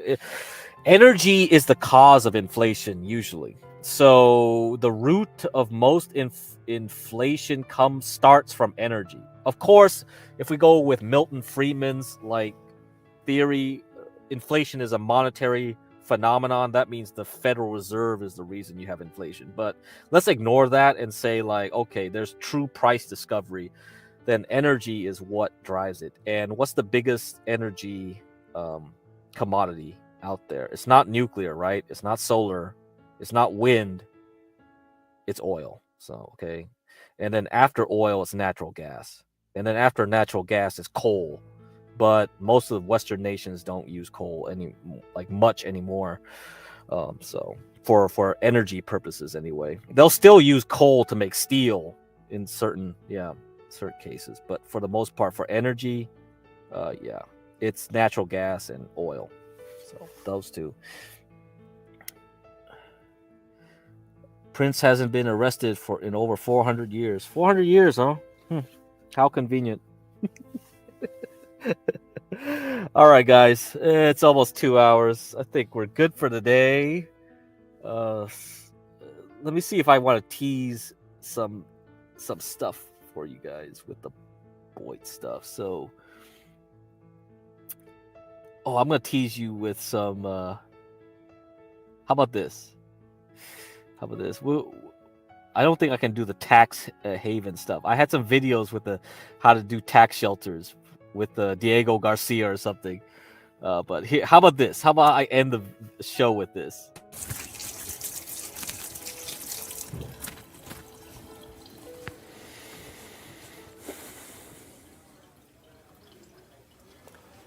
I know what you want.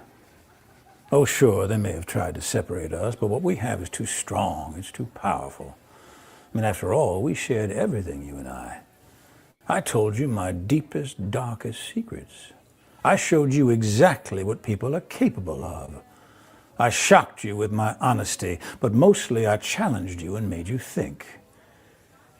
And you trusted me, even though you knew you shouldn't. So we're not done, no matter what anyone says.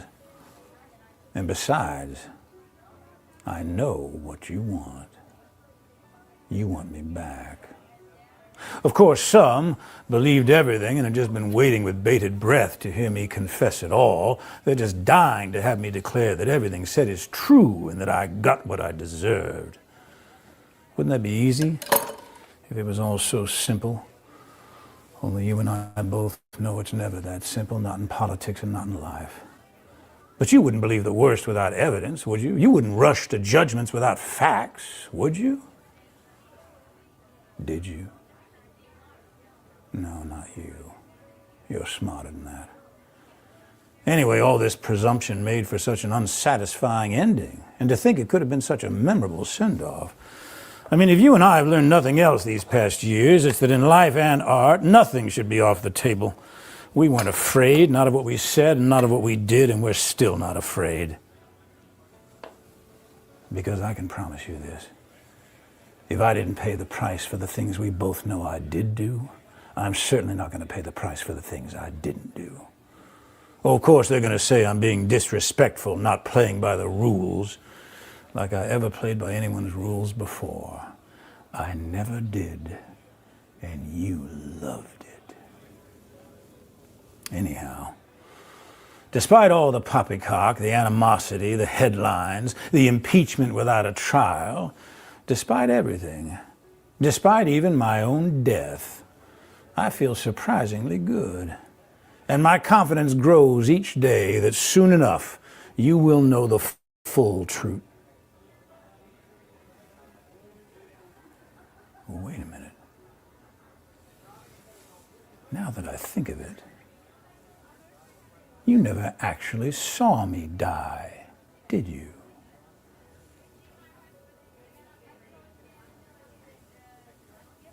Conclusions can be so deceiving. Miss me?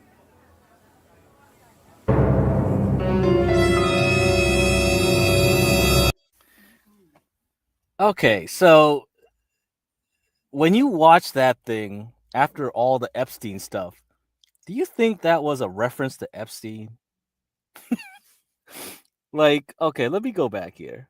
Like, you look at the mug he was drinking from. Pay the price for the things we both know I did. Look at the mug. Look at the mug. Let's see. All right, where is it at?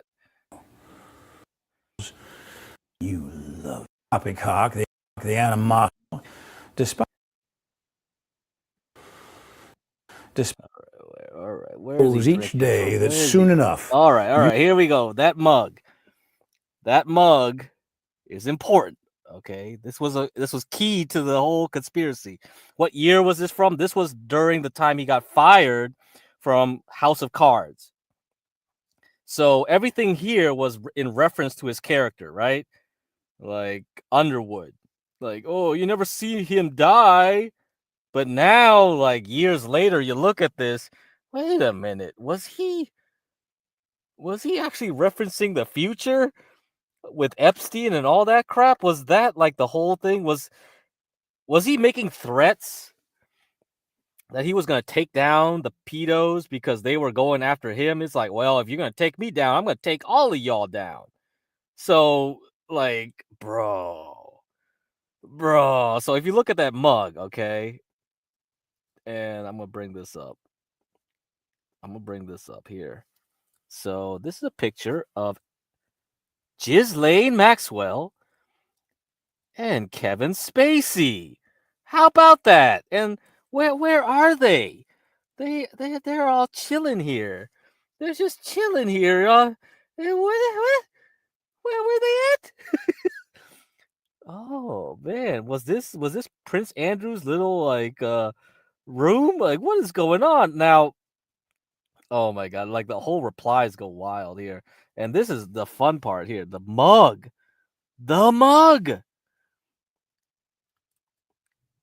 This mug you only get when you're invited to a coronation, I think, or some sort.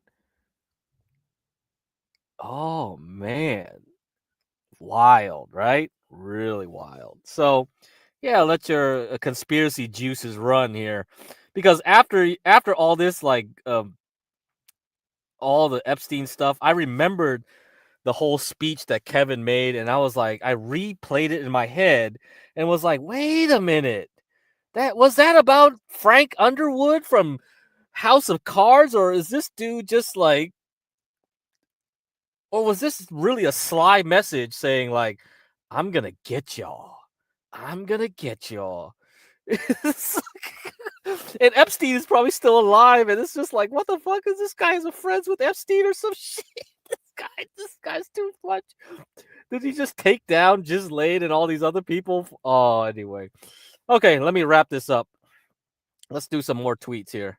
Okay, so this is an old tweet. This is like stale. Oh, let me get back to his ghetto points of view. Would love your thoughts on trust. So you're talking about trust, like estates, right? Like when you die and you put all your assets in a trust. Is that what you mean? Estate planning? I don't know too much about it. I did, I got my cousins to help me out on trusts and things because they work for a law firm. But as far as taxation, I'm really not the expert on it, on tax laws. I tried doing a lot of stuff myself. It's painful, man. Like when you have to deal with like your boomer parents stuff, you're like, annuities. How the hell do you figure this one out? And then you have to add in life insurance. I don't know any of this stuff yet. So I think it's better you get professional help. Yeah, so I don't know nothing about that. I wish more people, when John Galt started this channel, he just kept it professional, and you just had professional people come in and give their advice on certain things like this, which is important. Trusts definitely is probably something that a lot of people should be thinking about if they're at a certain tax bracket. Also, like how to what was that thing called? Freaking hell, there's estate tax. Like, I don't think anybody here is rich enough to worry about estate taxes and then carryovers, where like if one spouse dies and then you have to move over money and then take man, that's a whole nother game too. They changed that a lot, the rules of those things, but I don't think anybody here is like that wealthy. Like, they have so many assets that it goes over $5 million worth of assets. Are you guys? How many houses do you guys have? Like, seriously, I don't know. How much stock do you guys have? How many bonds do you own? Like, how much is all your 401ks worth? No clue, right? It could be easy to, now with inflation, maybe it is easy to get over these limits for estate taxation. Trusts, yeah, trust planning.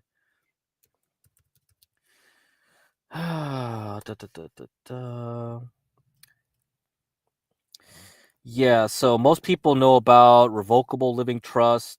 Okay, that's the most popular one that people use, and a lot of them you could just go to the library, find a bunch of books, and do it yourself. That's the one that probably most people are familiar with. AI gonna take over that tax crap. I think it already has. I heard like H&R Block is already planning to lay off a bunch of people now, since they replaced of the systems with AI. Yeah, so it's easy. That's easy. That's low hanging fruit. The basic stuff. The more creative stuff is going to be harder. The stuff that has to deal with law, where you actually have to worry about certain. Yeah, I don't know. It depends on how advanced AI will get. Maybe it'll get good enough that you don't even need that level of assistance. But most people here probably don't need that level. Come on. Retail investors bought a record $48 billion in U.S. equities in the 21-day period ending last week. This exceeds the previous record set during the April 2025 crash by $5 billion. Wow. So, okay. So a lot of people, quote unquote, bought the dip, even though that dip was barely a scratch, man. Come on, guys. I mean, April was way larger, and you guys bought that barely, what, 2-3% dip? By comparison, they bought $33 billion at the beginning of 2022 before the bear market hit. Subsequently, they sold nearly $10 billion near the end of 2022 bear market. Never in history have mom and pop investors rushed to buy so intensively. How does this end? Usually not good, but we'll see.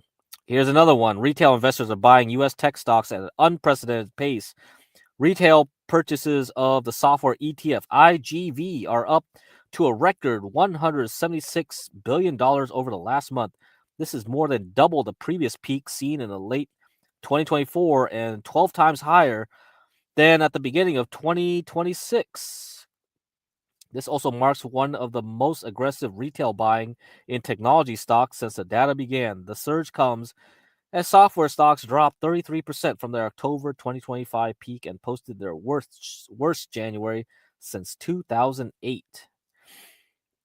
Meanwhile, Amazon has overtaken Nvidia as the most purchased U.S. stock by retail investors over the last few sessions following its post-earnings decline. Retail investors are betting heavily on software stocks. Oh boy. Okay, here's another one. Oh, library? Yeah, I don't know. Library. I just say library. Yeah, I'm just going to say that. That's usually how I pronounce it. Overbought, oversold indicator. You can easily see the dispersion limaberry. I usually like to say limaberry too sometimes. And you usually see the dispersion here between defensive and software. XLP is the 99.9 percentile of overbought conditions on my proprietary indicator, while IGV, the ETF we just talked about, the software, is in the 0.5 percentile of oversold. We are getting to the point where IGV weakness brings everything down, or Staples strength takes all the laggards up. So XOP is the Staples. So Walmart is the one, right? Dollar Tree, Dollar General, those ones. And we talked about Nestle, Procter and Gamble, Colgate, Palmolive, what other stuff, right? You need your toothpaste, don't you? You need your deodorant. Normally, the determinant of the highly correlated beta move is whether or not the Fed is adding or contracting liquidity. Yesterday, strong NFP suggests the Fed will not be adding liquidity soon. Non-farm payroll, that's what NFP means. Tomorrow we get the CPI, which will be, well, this is old. What was this? Yeah, February 12th. Now, tomorrow we'll get the PCE, all right? We'll get something else tomorrow. And who knows, maybe the Supreme Court will actually say something about tariffs, or maybe we'll have war. I have no clue. High CPI print, and I think we could have an accelerated beta move to the downside. Well, we didn't. It didn't happen last week or whatever, but yeah. Okay, I think that's it. That's it, guys. That's it, guys. We got 2 hours in. Very good. Did you go to D-Dog's chat? I noticed that he banned you recently. No, I haven't been on. I haven't seen any of D-Dog's recent stuff. I haven't been paying attention to anything. Way too busy. Can't care about everything. I mean, what does he stream about now anyway? Like I don't see anything interesting. I think he's just driving around, right, playing music or something. What is he doing? Is he doing his clavicular thing or not?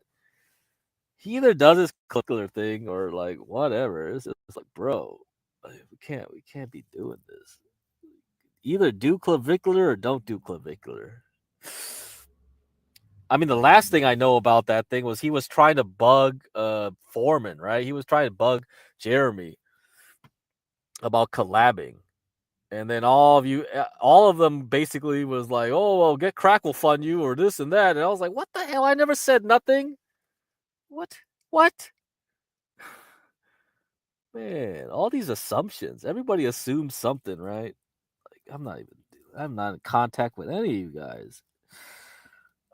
Anyway, 99.9% right here. We have XLE, which is energy, 98.7. That's the next best prize. Materials, XLB, 97.6. Yeah, so these are leaders. OIH, oil, gas servicing, OIH. XOP, this is the one we're playing with, right? And then all the way down, yeah, we got NVIDIA, Meta, Apple, ARC, okay. Kathy Woods stuff. Microsoft, pretty bad, huh?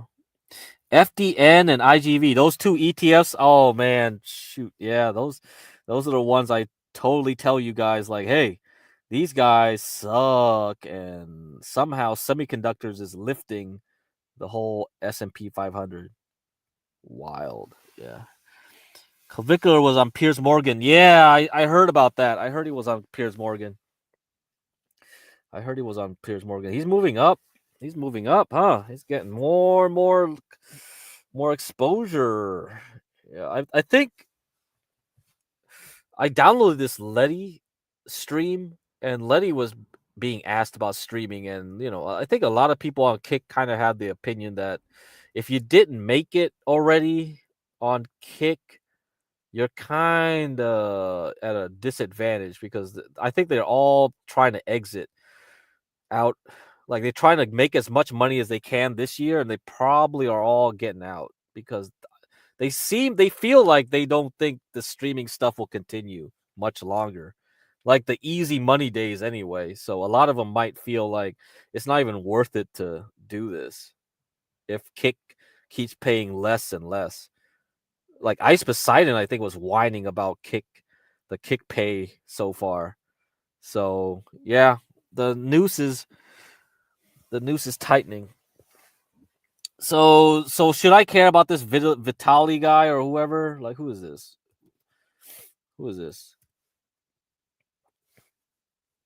So Russian YouTuber, is this the guy? Oh boy. Oh boy. This looks like it's opening another door in hell. Oh, I don't want to watch this. Why do I want to watch this shit? Catch a Predator stuff. I thought that stuff was over. People still do Catch a Predator stuff.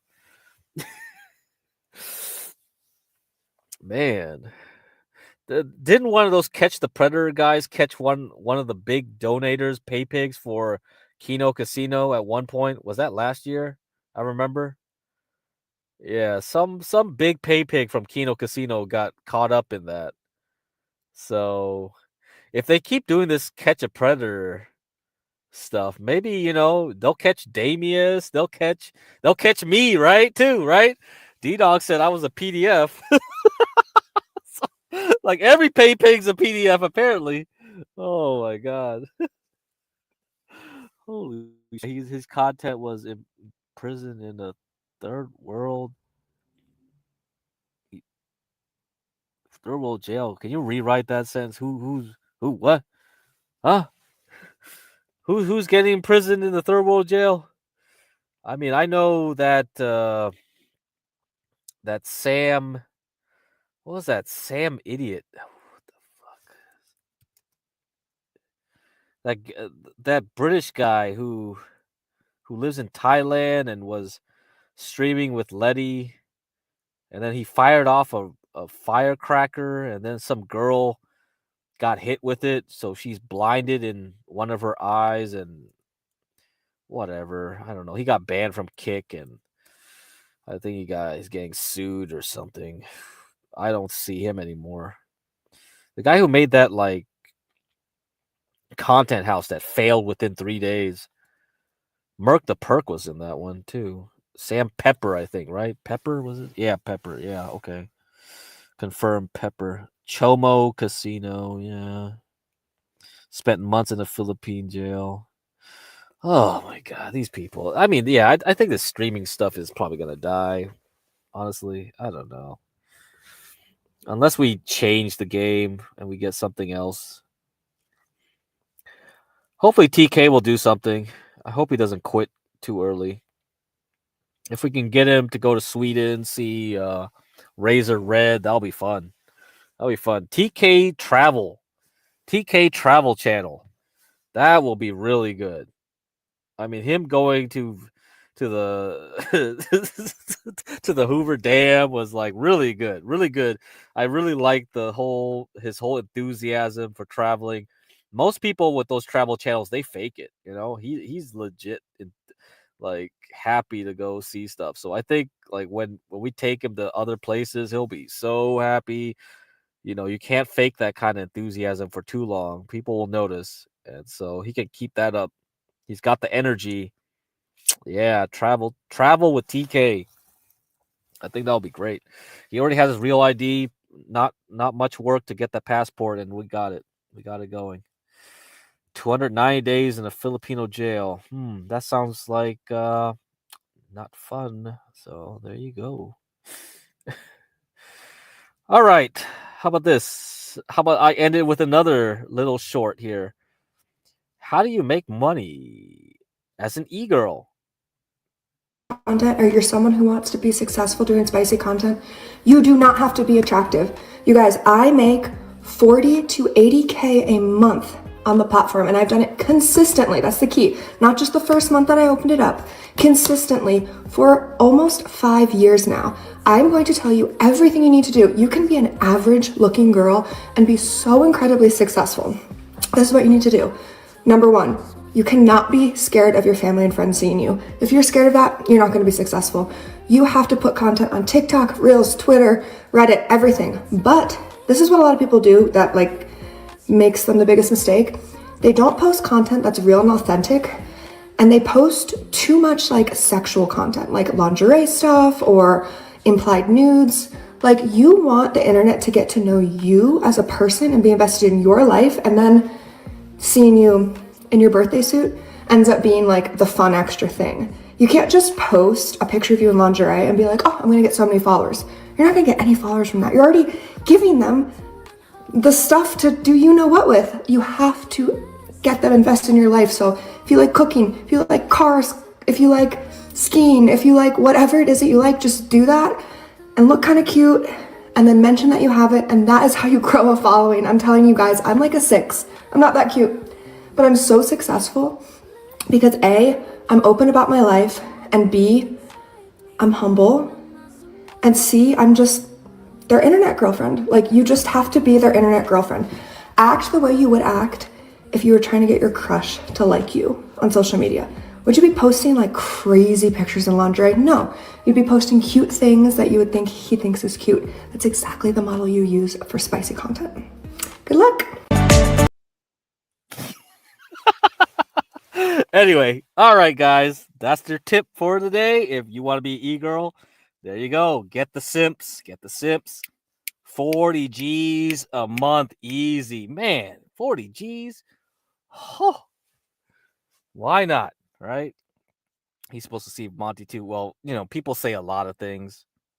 We tried getting Monty, okay? We tried getting Monty out here. We'll see. Those travel channels get sponsors. TK is not sponsor friendly. We are doing a boy travel channel. I don't think we'll ever get real sponsorships, but we'll definitely get pay pigs or female simps. Maybe we'll get that. So we'll see.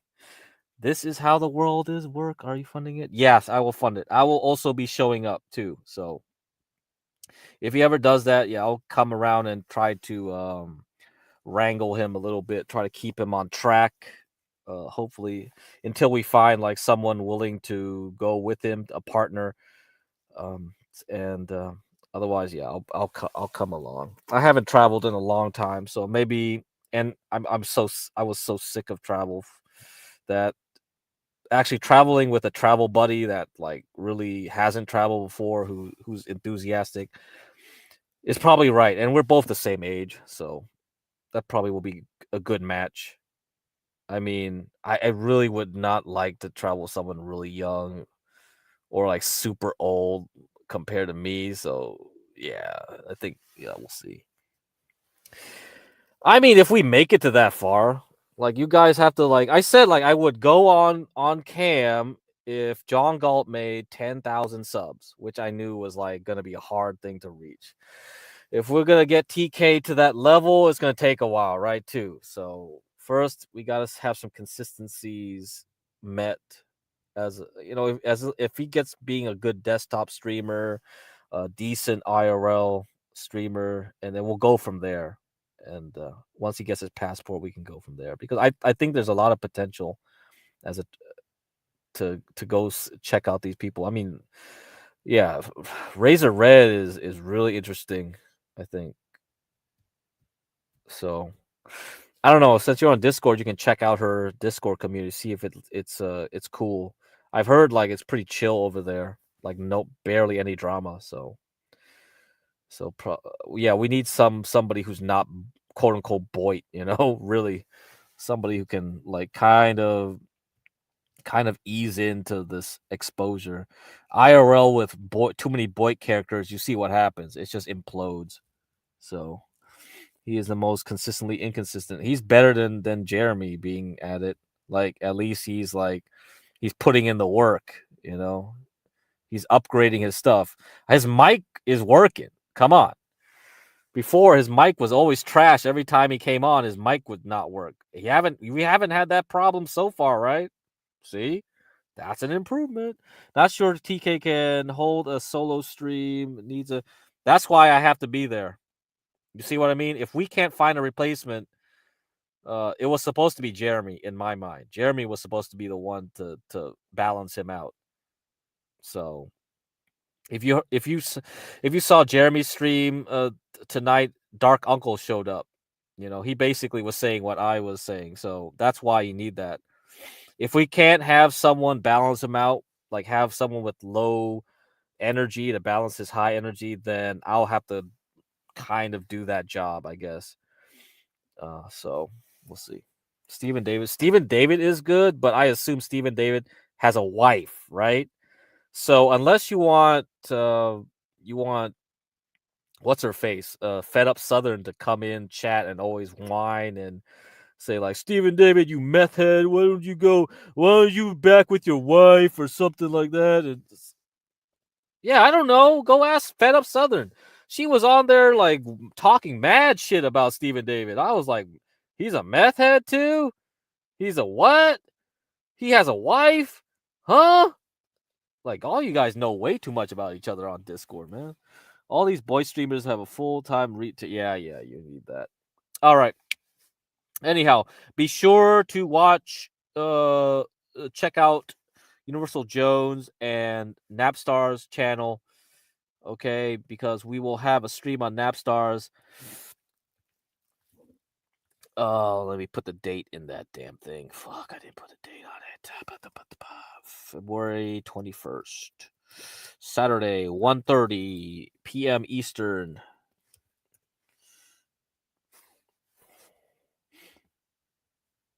I don't know. Fed Up Southern said he had a wife. I don't know. All these people make up shit. Who knows what it is? Okay, make sure you go there. Anita Bong Hit. That's the channel. Okay, I'll see you guys later. Good night. If anything interesting happens tomorrow, Supreme Court, inflation numbers are crazy out of whack, I'll show up then. Otherwise, nope. I think it's going to be a boring Friday. We're going to have to wait for the weekend for the war to happen, if it ever does happen. All right. See ya. See ya, Diego Garcia.